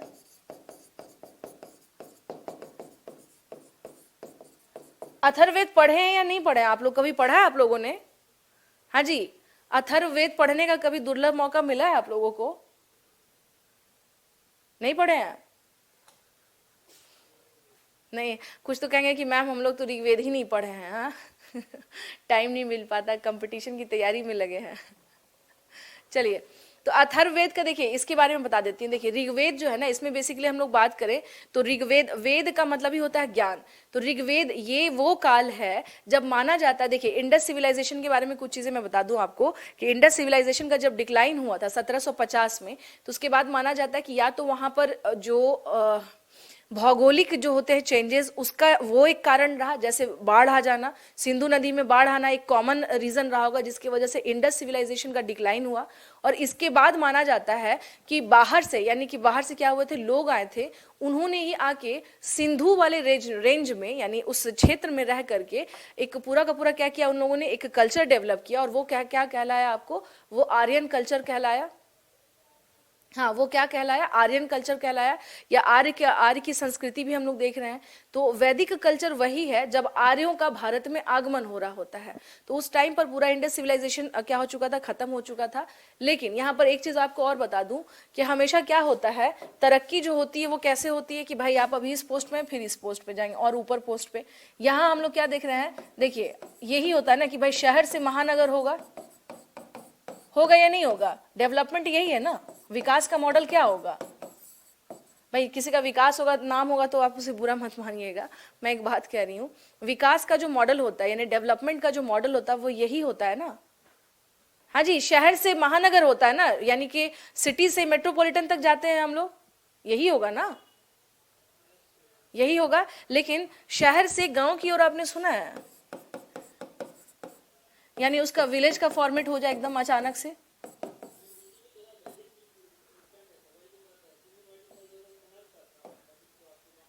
तो यही तो मैं बता रही हूँ, इसीलिए तो अलग है ये, इतिहास में इसको जगह क्यों दिया गया है, समझ में आई बात? क्या इतिहास में होने वाली जितनी घटनाएं हैं सबको दे दिया जाता है जगह? नहीं, वो जिसने क्या किया हो, इतिहास की दशा और दिशा को मोड़ा हो, ठीक है, बिल्कुल। तो ये चीज समझिएगा कि हमेशा डेवलपमेंट कैसा होता है, शहर से महानगर की ओर। लेकिन सिंधु के कंटेक्स्ट में, इसमें वैदिक कल्चर में हम लोग क्या देख रहे हैं कि हम क्या हो रहे हैं, शहर से गांव की ओर बढ़ गए। तो पूर्ण रूपेण ग्रामीण सभ्यता थी कौन सी, वैदिक संस्कृति, ठीक है। तो वैदिक संस्कृति की अगर हम लोग बात करें तो ये क्या है, ये पूर्ण रूपेण ग्रामीण संस्कृति थी। It was completely rural based society, it was completely rural based society, या रूरल सोसाइटी कह लीजिए, या ग्रामीण आधारित तो जिसको कहते हैं सोसाइटी, वो था यहाँ पर। तो ये एक बहुत बड़ा क्या हुआ था, चेंजेस हुआ था, यानी पूर्ण रूपेण क्या था, ये पूर्ण रूपेण ग्रामीण सभ्यता थी, सभ्यता थी। अब बात करें कि हम लोग क्या देखते हैं कि जो मध्य एशिया से बहुत सारे ऐसे लोग आए थे। अब इसको लेकर क्या है, अलग अलग लोगों ने अलग अलग क्या किया है, अपने विचार दिए हैं। किसी का कहना है, जैसे बाल गंगाधर तिलक ने कहा कि ये आर्कटिक क्षेत्र से आए थे, क्योंकि इस समय पे जो टेक्स्ट मिले हैं उसमें बोला गया है कि 6 महीना दिन हुआ करता था, 6 महीना रात हुआ करता था। तो इससे पता चलता है कि ये लोग जो थे वो आर्कटिक से ही होंगे, जहां पर 6 महीना क्या होता है, दिन होता है, और 6 मंथ वहां पे क्या होती है, रात होती है। लेकिन उन सब में सबसे ज्यादा बात किसी की ऑथेंटिक मानी जाती है तो वो किसका है, मैक्स मूलर का। इनका नाम है मैक्स मूलर महोदय हैं ये, ठीक है ना, मैक्स मूलर महोदय हैं ये। इनकी बात को सबसे ज्यादा क्या किया गया है, जो डेट मैंने बताया आपको 1500 से 1000 के आसपास में, ये तिथि इन्होंने ही क्या की थी, फाइनलाइज की थी। और इनके द्वारा ही क्या कहा गया था कि जो आर्य थे, आर्य लोग मध्य एशिया से आए थे, मध्य एशिया से आए थे, एशिया से आए थे, यानी सेंट्रल एशिया से आर्यंस आए थे। It means Aryans came from central Asia, from central Asia. तो यानी मान्य किसको रखा गया, इसको रखा गया, यानी मैक्स मूलर साहब ने जो बोला उस बात को किया गया। उसके बाद अगर हम लोग बात करें कि इन्होंने क्षेत्र में, कौन से क्षेत्र में ये रहने लगे थे, तो आर्य जो थे, ये जो आर्य लोग हैं, आर्य लोग सप्त सैंधव क्षेत्र में रहने लगे। आर्य लोग सप्त सैंधव क्षेत्र में रहने लगे थे, ठीक है ना। सिंधु और उसके आसपास का जो एरिया है, अब आपका क्वेश्चन आ जाएगा कि सप्त सैंधव जो है वो कौन सी संस्कृति से जुड़ा हुआ है या कौन से कल्चर से जुड़ा हुआ है, तो हम लोग क्या देखते हैं, ये वैदिक संस्कृति का क्या था, पार्ट था। ये क्या है, वैदिक संस्कृति का पार्ट था, ठीक है। अब बात करें कि ये जो सप्त सैंधव है, तो आर्यों का जो क्षेत्र हुआ, कि आर्यों का एरिया कौन सा था, आर्यों का क्षेत्र। अच्छा एक चीज बताइए, ये जो संस्कृति चल रही है आपको, वैदिक संस्कृति, क्या आर्य इस समय गंगा नदी के क्षेत्र में आ चुके थे?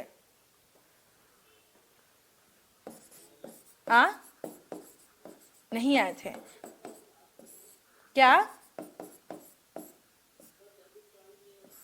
हाँ, उत्तर वैदिक काल में, याद होगा आप लोगों को, जो मैंने बताया भी था कि सदानीरा वाली जो नदी के आसपास में हम लोग देखते हैं कि उसमें बताया गया कि ये लोग वहां तक पहुंच चुके थे। तो ये चीज याद रखिएगा कि इनका जो एरिया था, यानी कि जो आर्यंस थे, इनके एरिया की बात करें कि इनका क्षेत्र कौन सा था, तो पश्चिमोत्तर भारत। कौन सा भारत, ये रहा पश्चिमोत्तर, ये है क्या, पश्चिमोत्तर। कैसा बन गया मैप ये, पता नहीं क्या बन रहा है आज। हाँ, ये हो गया पश्चिमोत्तर भारत, पश्चिमोत्तर भारत। और सप्त सैंधव रीजन, कहाँ रहते थे ये, पश्चिमोत्तर भारत और सप्त सैंधव क्षेत्र में। आर्यों का क्या था, ये बेसिकली एरिया था जहां ये लोग रहते थे। नॉर्थ वेस्टर्न जो एरिया है वो, और सप्त सैंधव वाला जो रीजन है वहां आर्य लोग रहते थे। इनके बारे में जानने का जो सोर्स है, जो आर्यंस आए, इनके बारे में जानने का जो सोर्स है, दैट इज वेदास। सोर्स क्या है हमारे पास, स्रोत क्या है, वेद है। इसी वेद से हमें इन लोगों के बारे में क्या है, पता चलता है, ठीक है ना। इसी वेद से हम लोग क्या देखते हैं, इनके बारे में पता चलता है, ठीक है। अब आते हैं कि जो वेद है, जो चार वेद हैं, इन चारों वेद का क्या अपना इंपॉर्टेंस क्या है, तो यहाँ पर आ जाइए, जो आपकी पीटी के पर्पज से भी क्या है, इंपॉर्टेंट है। जैसे आप आ जाइए ऋग्वेद, ऋग्वेद, ठीक है। तो ऋग्वेद को पढ़ने वाले, जो लोग पढ़ते थे, पढ़ने वाले को क्या कहा जाता था, होता या होत्री, होता या होत्री, ठीक है। दूसरा जाइए यजुर्वेद, यजुर्वेद की बात करें हम लोग, दूसरा यजुर्वेदा की बात करें तो इसे जो लोग पढ़ते थे उसे क्या कहा जाता था, अर्धवर्यु। दे वर नोन एज अर्धवर्यु, इन्हें क्या कहा जाता था, अर्धवर्यु। अब आ जाइए सामवेद,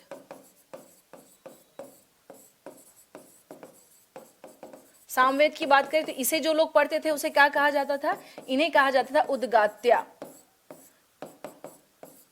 या उद्गताया भी कई जगह मिलेगा, तो Udgata, they were known as Udgata. And final अगर हम लोग बात करें, अथर्ववेद को पढ़ने वाले को कुछ कहा जाता था क्या,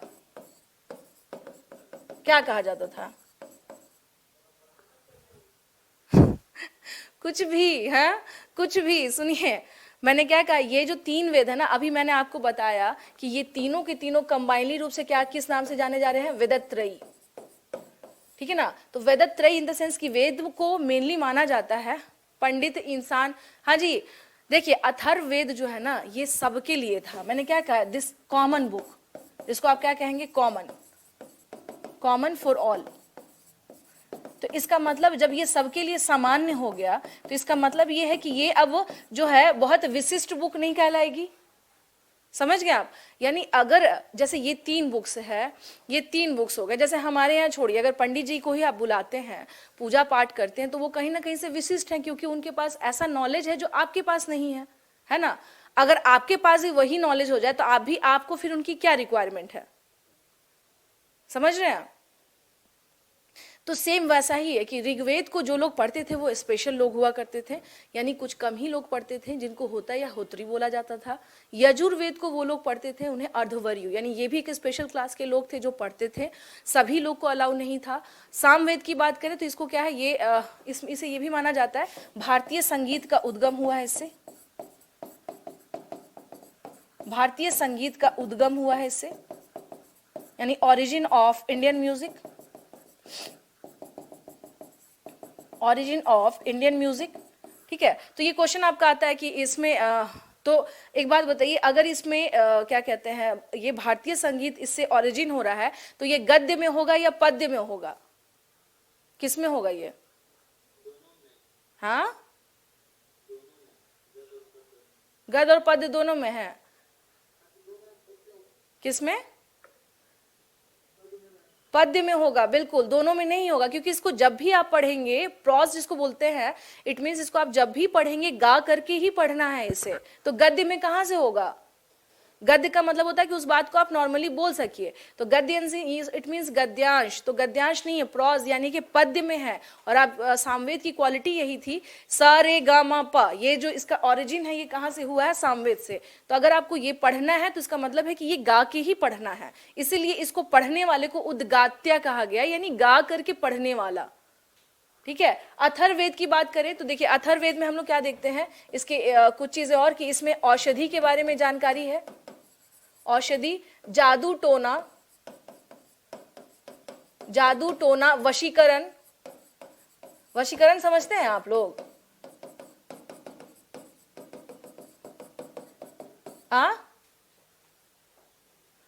हिप्नोटाइज इसको बोला जाता है, हिप्नोटाइज इसको बोला जाता है, वशीकरण। तो यानी ये क्या है, ये सभी ये सब जो चीजें होती हैं, जैसे जादू टोना करना, या आप अपने जीवन में अच्छा कर रहे हैं तो आस पड़ोस के लोग कहेंगे भाई, या जो भी इस तरह की चीजें आप सोसाइटी में आप देखते हैं, तो ये सब क्या, ये सब कॉमन लोगों के बीच ये सब चीजें प्रचलित होती हैं कि भाई किसी को वश में कर लो, ठीक है, उसके ऊपर जादू टोना कर दो। अच्छा, जनरली जो नॉलेज होता है औषधि से संबंधित कि भाई क्या उपचार किया जाए, तो ये सारी नॉलेज हमें किसमें मिलते हैं? अथर्ववेद में। ठीक है, ये किस में मिलते हैं हमें जानकारी? अथर्ववेद में। और एक चीज और है, अगर बात किया जाए, ऋग्वेद को किसने लिखा था? Who wrote Rigveda? किसने? किसने? विश्वामित्र ने। अच्छा, और किसने लिखा था? ऋग्वेद को किसने लिखा था जी, जरा बताइए तो आप सभी लोग, ऋग्वेद की रचना किसने की थी?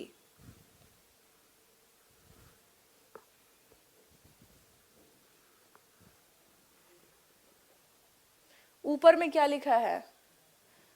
गणेश। अच्छा, देखिए इसके बारे में है कि विश्वामित्र द्वारा क्या है, ये रचित है। विश्वामित्र उस टाइम पे जो भी लोग थे ना, महर्षि हुआ करते थे, महर्षि है ना, विश्वामित्र द्वारा रचित है, द्वारा रचित है। और वो एक होता है कंपाइल करना ना, कंपाइल इन द सेंस कि ये एक जगह नहीं था, इसको अलग अलग चैप्टर्स हैं जिसको क्या किया गया, कंपाइल यानी संकलन किया गया है। तो संकलन की बात करें तो महर्षि कृष्ण द्वैपायन ने क्या की थी? हाँ, महर्षि कृष्ण द्वैपायन ने क्या किया था, इसको इसे संकलित किया था। महर्षि कृष्ण द्वैपायन ने इसे संकलित किया था। संकलित समझ गए आप लोग किसे कहते हैं? यानी चैप्टर्स क्या है, ठीक है, हमने लिखना शुरू किया।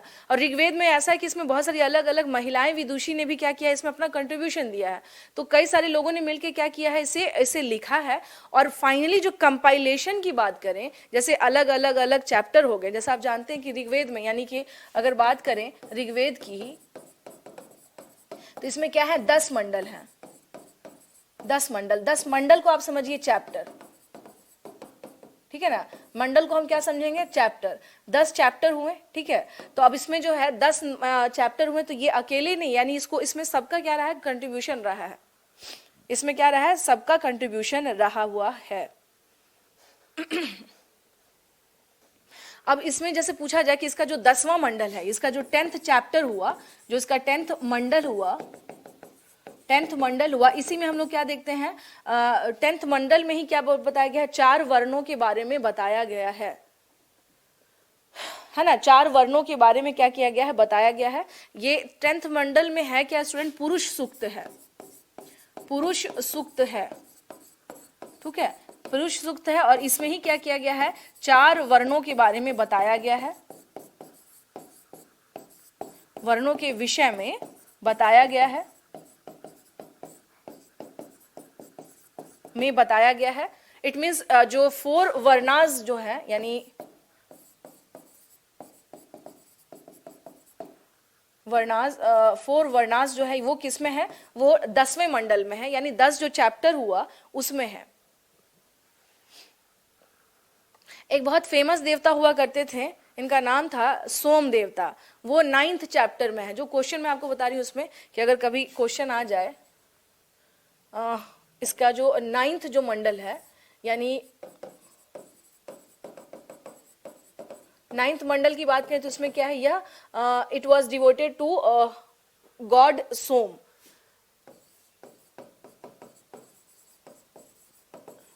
डिवोटेड टू गॉड सोम, सोम देवता को समर्पित है, सोम देवता को समर्पित है ये, ठीक है ना। किसको समर्पित है ये, देवता सोम को समर्पित है। 9th चैप्टर जो है इसका, 9th चैप्टर जो है वो किसको समर्पित है, देवता सोम को समर्पित है। अब आते हैं इसमें, इसमें ही यहां पर आप लोगों ने लिख लिया होगा, आ जाइए।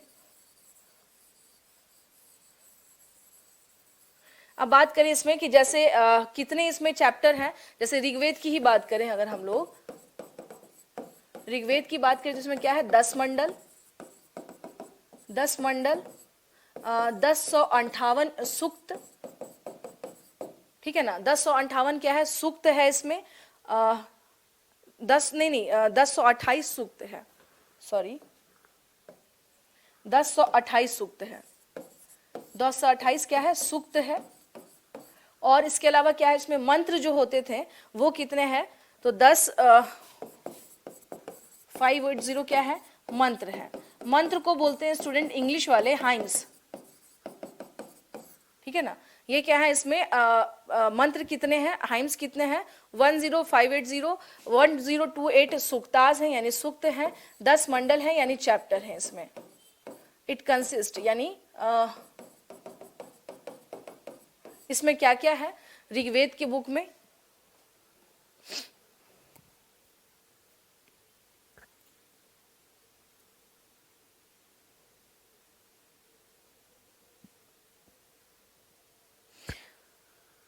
ठीक है। अब इसमें बात करें जो सबसे फेमस गायत्री मंत्र है, सबसे फेमस गायत्री मंत्र है वो किसमें है, जो सबसे फेमस गायत्री मंत्र की बात करें वो किसमें है, हाँ आ जाइए। यहां पर बात करेंगे जो सबसे फेमस गायत्री मंत्र है वो कौन से मंडल में है, गायत्री मंत्र किसमें है, वो 3रे मंडल में है, 3रे मंडल में है। ओम भूर्भुवः स्वः जो हम पढ़ते हैं, तो गायत्री मंत्र किसमें है, ये बहुत सबसे ज्यादा क्या है, फेमस है, तो ये 3रे मंडल में है, ठीक है ना। और ये 3रे मंडल में किसको समर्पित किया गया था, तो ये सूर्य देवता सावित्री को समर्पित किया गया था, सूर्य देवता सावित्री को समर्पित किया गया था।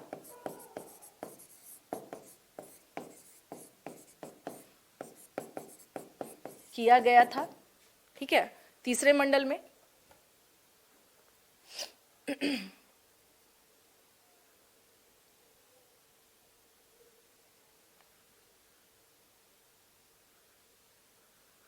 अब इसमें बात करें, एक इसमें क्या है, जो इसका 8वां मंडल है, यानी 8वां जो चैप्टर है, 8th मंजिल जो है वो क्या है, हस्तलिखित, यानी हाथ से लिखा गया है। हस्तलिखित ऋचाओं को खील कहा गया है इसमें। हस्तलिखित ऋचाओं को खील कहा गया है, को खील कहा गया, यानी हाथ से जो लिखी गई जो रचनाएं थी, हाँ, हाथ से लिखी गई रचनाओं को क्या कहा गया है, खील। खील। हैंड रिटेन जो भी टेक्स्ट हैं, हैंड रिटेन,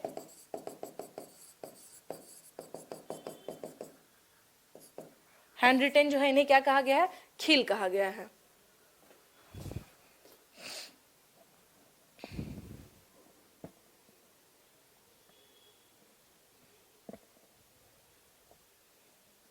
ठीक है, तो ये क्या है, इसके जो मंडल हैं, यानी अलग अलग चैप्टर में हम लोग क्या देखते हैं, इसमें कुछ बातें की गई हैं जो बताई गई हैं। अब इसमें आ जाइए कि इनके क्या है, अपने अपने ब्राह्मण ग्रंथ है। ब्राह्मण ग्रंथ का मतलब ये होता है, चूंकि ये टेक्स्ट जो है वो सबके समझ में नहीं आ सकते हैं, हाँ, सबके समझ में नहीं आ सकते हैं, तो इसको इजी करने के लिए क्या किया गया, ब्राह्मण ग्रंथ लिखा गया। इट मीन्स कि जो ब्राह्मणों के द्वारा लिखा गया, दैट इज नोन एज ब्राह्मण टेक्स्ट। तो हर का क्या है, यानी ये चारों वेद के क्या है, अपने अपने ब्राह्मण ग्रंथ हैं।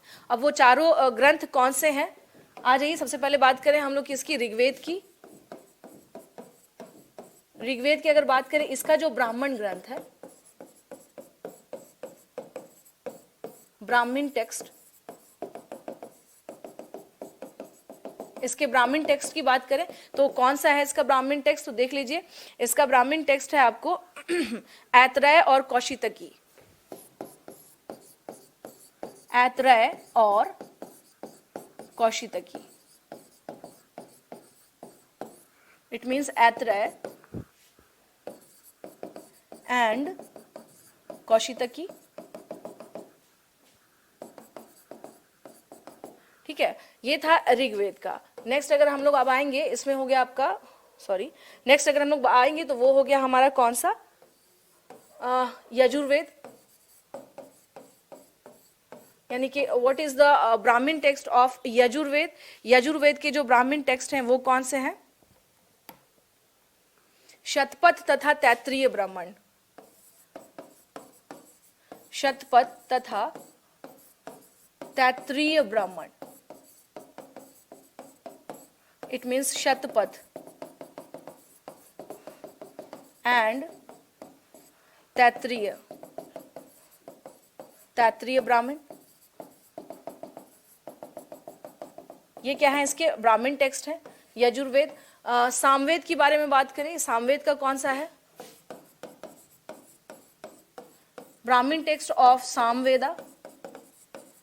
सामवेद के ब्राह्मण ग्रंथ को अगर बारे में बात करें तो वो कौन से ग्रंथ है, सामवेद के कौन से हैं, तो सामवेद के देख लीजिए इसके कौन से हैं, तांड्य और जैमिनीय। तांड्य और जैमिनीय, ठीक है ना, it means Tandya and Jaiminiya. Jaiminiya, ये क्या है, इसके ब्राह्मण ग्रंथ है। अथर्ववेद की बात करें तो उसका सिर्फ क्या है, एक है, जिसका नाम क्या है, गोपद। अथर्ववेद के बारे में बात करें, अथर्ववेद के बारे में बात करें तो इसका क्या है, वन एंड ओनली इसके ब्राह्मण ग्रंथ है, that is Gopad. Please note down, इसको नोट डाउन कर लें, गोपद, गोपद ब्राह्मण।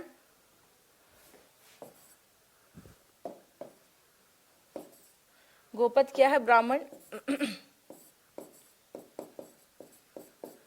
ठीक है, गोपद ब्राह्मण हम देखते हैं।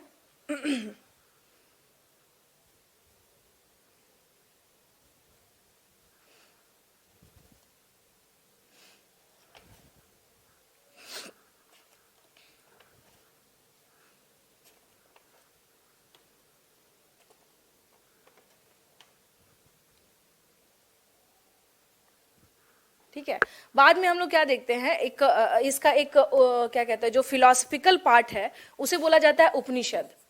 जो इसके जो फिलोसफिकल पार्ट है that is known as Upanishads. ठीक है ना, इसे उपनिषद कहा जाता है। इनकी संख्या की बात करें कि इनकी संख्या क्या है, कितने ये नंबर में उपनिषद जो है, इनकी संख्या कितनी है, 108 है। 108 है। और उसके अलावा जैसे आप लोगों को पता है पुराण बार बार आप लोगों को आया था, तो महापुराण की बात करें, महापुराण की बात करें, ये कितने हैं? जैसे हम लोग पुराणों में देख रहे थे कि बार बार पुराण के नाम आ रहे थे, तो ये 18 हैं। और वेदांग जो सबसे अंत का जो पार्ट है, यानी बाद में जो सबसे लास्ट में लिखी गई, वो कितने हैं? 6 हैं। वेदांग की जो संख्या है वो कितनी है? 6 है। वेदांग जो है वो 6 है। उपनिषद का मतलब होता था उस टाइम पे कि जो फिलोसफिकल पार्ट्स जो हुआ करते थे, यानी वैदिक टेक्स्ट के जो फिलोसफिकल पार्ट को, दार्शनिक पार्ट को जो अलग से लिखा गया, दैट इज नोन एज उपनिषद, ठीक है ना। महापुराण, पुराण का मतलब ही ये था कि मैंने बताया था कि जो हिस्टोरिकल घटनाएं थी उसको जो लिखा जाने लगा तो वो पुराण कहलाए, ठीक है ना। हिस्टोरिकल घटनाओं को जब लिखा जाने लगा महर्षियों के द्वारा, ऋषियों के द्वारा, तो वो पुराण कहलाया, ठीक है। वेदांग का मतलब होता है कि वेद का अंग, यानी वेद का ही पार्ट है। और जैसे कि शिक्षा हो गया, निरुक्त हो गया, कल्प हो गया, तो ये 6 उसके क्या है? पार्ट है। और उन 6 पार्ट को क्या किया है? अलग अलग तरीके से बताया गया है। उसी वेद से निकाल करके ये 6 पार्ट को अलग से डिफाइन किया गया है, तो इसे भी माना क्या जाता है? वेदांग, ठीक है ना। एक होता था अरण्यक, तो अरण्यक में जनरली वो होता था जो जंगलों में गुरु के समीप बैठ करके जो बुक्स लिखी जाती थी, that is known as Aranyak, ठीक है ना। उसे क्या कहा जाता था? अरण्यक कहा जाता था। अगर अरण्यक की बात करें, जंगलों में गुरु के समीप बैठकर लिखा जाना,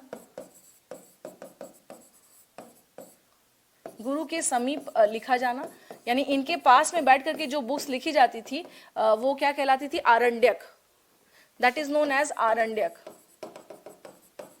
इसे क्या कहा जाता था? आरण्यक, ठीक है। इसे क्या कहते थे? आरण्यक कहते थे। तो ये देखिए, ये बेसिकली क्या था उस टाइम पर जो हम लोग बात कर रहे थे। अब आ जाते हैं, इसको इस तरह से समझिए, यानी आर्यंस आए, आर्यों के बारे में अलग अलग क्या धारणाएं हैं, लेकिन सबसे सटीक धारणा माना जाता है मैक्स मूलर महोदय का। उसके बाद बात करें कि जब आर्य आए थे सिंधु सभ्यता के पतन के बाद, तो वो कौन से क्षेत्र में भारत के रह रहे थे? तो वो रह रहे थे स्पेशली सिंधु का जो क्षेत्र है वो, और साथ के साथ हम क्या देखते हैं, पश्चिमोत्तर जो भारत है वहां पर इनका एरिया हुआ करता था। नेक्स्ट बात करें कि इनके बारे में पता कब चलता है, तो इनके बारे में इस टाइम पर वेदों की रचना हुई थी। वेदों की में क्या है? 4 वेद थे, और उन्हीं के माध्यम से हमें इस टाइम पे पता चलता है। इन वेद में सबसे ज्यादा अगर बात करें तो किस देवता के बारे में सबसे ज्यादा डिस्क्राइब किया गया है? सबसे ज्यादा डिस्क्राइब किया गया है किसके बारे में? इंद्र देवता के बारे में, इंद्र देवता के बारे में, ठीक है ना। सबसे ज्यादा किसके बारे में? इनको, इंद्र देवता को क्या कहा जाता था? पुरंदर, किलों को तोड़ने वाला, ठीक है। इनके बारे में सबसे ज्यादा अगर किसी की स्तुति हम लोग देख रहे हैं तो वो इंद्र देवता की है इस समय पे, ठीक है। तो देखिए यहाँ पर कुछ चीजें समझिएगा। जैसे हम लोग देखते हैं कि स्पेशली जो हिंदू धर्म जो है, यानी माना जाता है कि वैदिक काल के आने से ही एक नया कॉन्सेप्ट शुरू हुआ था, जो कि सिंधु के पास में ये डेवलप हुआ था। तो माना जाता है हिंदू धर्म जो है अब रिलीजन के तौर पे जो डेवलप हुआ वो यहीं पर हुआ, ठीक है। अब इसमें बात करें हम लोग क्या कि ये तो ये हो गया। उसके अलावा बात करें कि ये जो वैदिक कल्चर जो था, जैसा कि मैंने बताया, ये ग्रामीण पृष्ठभूमि पे था, यानी पूरी तरह से क्या था? रूरल बेस्ड सोसाइटी था, ठीक है। तो यहाँ पर शहरीकरण नहीं दिख रहा है हम लोगों को। और उसके अलावा इस सोसाइटी में एक नई चीज दिखती है कि गायों का इंपॉर्टेंस बढ़ जाता है। इसका मतलब है कि डेयरी प्रोडक्ट जो होते हैं, दुग्ध उत्पादन के जो सामान होते हैं, उसका ज्यादा यहाँ पर क्या था? खपत था, या उस पे ही ये लोग क्या थे? बेस्ड थे। तो ऑब्वियस सी बात है कि अगर आपके जो बेसिक नीड्स में, यानी आपकी डेली लाइफ में जिसका इंपॉर्टेंस सबसे ज्यादा, जो आपके खान पान में सबसे अधिक यूज हो रहा है, तो उसका क्या होगा? इंपॉर्टेंस बढ़ेगा ही। तो गाय के प्रोडक्ट्स को अगर ज्यादा बढ़ गया, यानी उसका ज्यादा हम लोग खपत करने लगे, खाने में यूज होने लगा, तो ऑब्वियस सी बात है कि गाय का इंपॉर्टेंस भी क्या हो जाएगा? बढ़ जाएगा। तो उस टाइम पे अगर युद्ध भी हुआ करता था तो इसी कारण हुआ करता था कि अगर किसी ने किसी की गाय चोरी कर ली तो क्या होता था? युद्ध होगा ही होगा, ठीक है। तो कुछ पॉलिटिकल संस्थाएं भी थी इस टाइम पे जो काम कर रही थी। जैसे अगर बात करें तो इनकी राजनीतिक संस्थाएं कौन सी थी?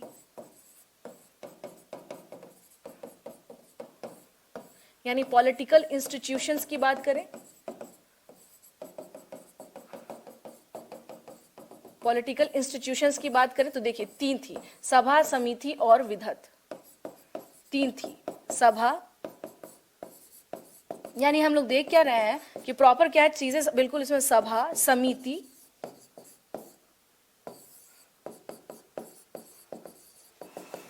समिति एंड विदत।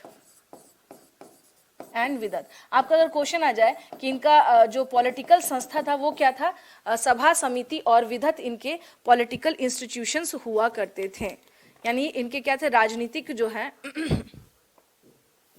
अब देखिए सभा में बात करें तो इसमें कौन से लोग पार्टिसिपेट करते थे, किसका पार्टिसिपेशन होता था, तो इसमें वृद्ध लोग, इसमें वृद्ध और अभिजात वर्ग के लोग आते थे,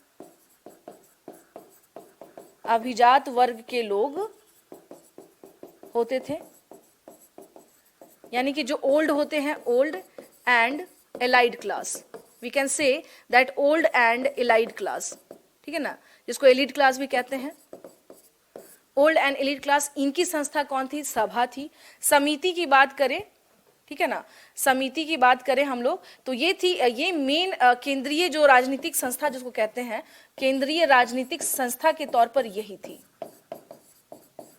केंद्रीय राजनीतिक संस्था कौन थी इनकी, यानी सेंट्रल जिसको कह सकते हैं कि बिल्कुल जो मेन जो था वो समिति हुआ करता था।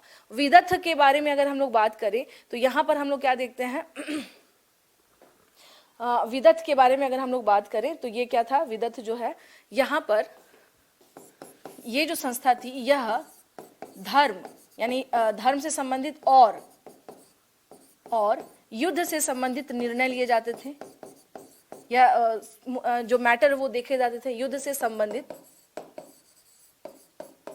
यहाँ धर्म और युद्ध से संबंधित विषय देखे जाते थे, विषय देखे जाते थे। जैसे आज के टाइम पे हमारा लोकसभा है ना, religion and war, religion and war related issues, related issues, यहाँ क्या किया जा रहा है, रिलीजन और वॉर से संबंधित जो भी इश्यूज थे वो देखे जाते थे। But the main institution was समिति। समिति क्या थी, इनकी केंद्रीय राजनीतिक संस्था थी, और जो भी महत्वपूर्ण जो निर्णय होते थे, सभी महत्वपूर्ण निर्णय यही लिए जाते थे, सभी महत्वपूर्ण निर्णय यही लिए जाते थे। यानी कि ऑल काइंड ऑफ इंपॉर्टेंट या मेजर डिसीजंस जिसको बोलते हैं, जो भी इंपॉर्टेंट डिसीजंस होते थे वो क्या होते थे, यहां पर लिए जाते थे, ठीक है ना। यहां कहाँ लिखे हैं हम, पुरंदर बोला जाता था इन्हें, मनीला पुरंदर बोला जाता था, और किलों को तोड़ने वाला। तो सबसे ज्यादा ऋग्वेद में हम क्या देखते हैं कि किसी भगवान की सबसे ज्यादा चर्चा हो रही है तो वो किसकी है, वो हो रही है इंद्र देवता की। एक चीज और समझिएगा कि ये वो समय नहीं है, यानी कि एक टाइम आता है बाद में, अभी क्या है, अभी बहुत अवतार नहीं है, यानी एक ही भगवान है, उनके बहुत अवतारवाद हम लोग नहीं देखते हैं। बाद में हम लोग क्या देखते हैं, सत्यम। अभिजात वर्ग का मतलब होता है, it means elite class of society. गण के बारे में बहुत ज्यादा नॉलेज नहीं है स्वाति, गण के बारे में बहुत ज्यादा हमारे पास सोर्सेज नहीं है कि what is the exactly role of गण। हाँ, गण भी था, बिल्कुल सही है कि गण भी था, बट इसका क्या रोल रहा था, इसकी क्या भूमिका थी, we don't have sources, we don't have sources. हमारे पास इससे रिलेटेड क्या है, सोर्सेज नहीं है गण के बारे में, ठीक है ना। सत्यम पूछ रहे हैं अभिजात वर्ग के बारे में। अच्छा चलिए बता देती हूँ। देखिए, तीन संस्था है, पॉलिटिकल इंस्टीट्यूशन, जैसे हमारे यहाँ भी लोकसभा है ना, कि लोकसभा में जो भी डिसीजन, जो भी बिल पारित होगा वो फाइनल माना जाता है। सेम वैसे ही क्या था, उस टाइम पे समिति हुआ करती थी, समिति में जो भी डिसीजन लिया जाता था किसी भी मुद्दे पे वो फाइनल माना जाता था। तो एक तरह से सेंट्रल ऑर्गेनाइजेशन के तौर पर देखें, या पॉलिटिकल इंस्टीट्यूशन का मतलब ही हो गया कि जहाँ पे सोसाइटी से संबंधित अलग अलग निर्णय लिए जाते थे। एक सभा हुआ करती थी, जैसे आपको एग्जाम्पल में मैं बताऊं कि पूरे जापान में आज भी एक कल्चर है कि जो भी बूढ़े लोग होते हैं सबसे पहले उनसे राय लिया जाता है किसी भी इश्यूज पर, ठीक है ना। ये एक तरीका होता है हर जगह का। तो इस टाइम पे क्या था कि वृद्धों के लिए भी एक संस्था बना दी गई थी जो सभा कहलाती थी। वहां पर ये लोग क्या करते थे, इकट्ठे होते थे। और एलाइट क्लास, तो एक चीज बताइए, जो लोग समिति से जुड़े होंगे क्या वो अभिजात वर्ग के नहीं होंगे, होंगे या नहीं होंगे? हाँ जी जल्दी बताइए। समिति से जो लोग जुड़े होंगे क्या वो अभिजात वर्ग के नहीं होंगे? तो ऑब्वियस सी बात है कि यहाँ के कुछ लोग हम लोग कहाँ दिख रहे हैं, यहाँ दिखेंगे हम लोगों को। तो ये लोग मिल करके फिर क्या करते हैं, जो बूढ़े लोग हैं वो राय देंगे अपना, है ना, वो अपनी तरफ से आपको कुछ बताएंगे, कुछ आपको सलाह दे सकते हैं। तो ये लोग जब इकट्ठे होते होंगे तो ऑब्वियस सी बात है कि कुछ ना कुछ चीजें सामने आती होंगी। फिर यही जो अभिजात वर्ग है यहाँ पहुंचेगा, और फिर जब ये यहाँ आएगा तो वो क्या करेगा, फिर अपनी बातों को यानी इन सारे बातों को ध्यान में रखते हुए एक निर्णय लिया जाता था। एक कॉमन निर्णय जो होता है कि क्या हित में रहेगा, उस तरह के डिसीजन लिए जाते थे। विदथ जो था वो धर्म से संबंधित और युद्ध से संबंधित कि क्या किया जाए, ये सारे डिसीजन विदथ जो है वहां ली जाती थी। हाँ जी, क्लियर है ये आप लोगों को?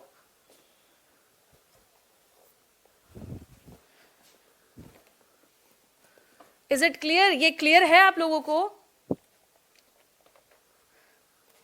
हाँ, ठीक है। तो इस तरह से हम क्या देखते हैं, देखिए ये चीजें जो समझ गए आप लोग कि वैदिक एज में हम लोग क्या देखते हैं। मैंने आपको बताया कि कौन लोग थे, कहाँ से आए थे, सिंधु सभ्यता के पतन के बाद कैसे ये संस्कृति डेवलप हुई, और ये पूरी तरह से क्या थी, ग्रामीण सभ्यता थी, ठीक है। और यहाँ पर भी क्या था, पॉलिटिकल इंस्टीट्यूशन दिख रहा है। कल हम लोग इसी में क्या करेंगे, थोड़ा सा और जिसका रेस्ट पार्ट जो बच गया है वो हम लोग देख लेंगे। और इसमें जो भी चीज़ें मैंने बताई हैं वो सभी क्या है, स्पेशली आपकी पीटी के ओरिएंटेड क्या है, यानी पीटी के संबंध में वो बहुत ज़्यादा क्या है, महत्वपूर्ण है। समिति के बारे में क्वेश्चन आ चुका है, एक बार चेकआउट करिएगा, ठीक है। समिति के बारे में क्वेश्चन आ चुका है आप लोगों का। चलिए आज इतना रहने देते हैं, बाकी हम लोग मिलते हैं नेक्स्ट क्लास में। धन्यवाद।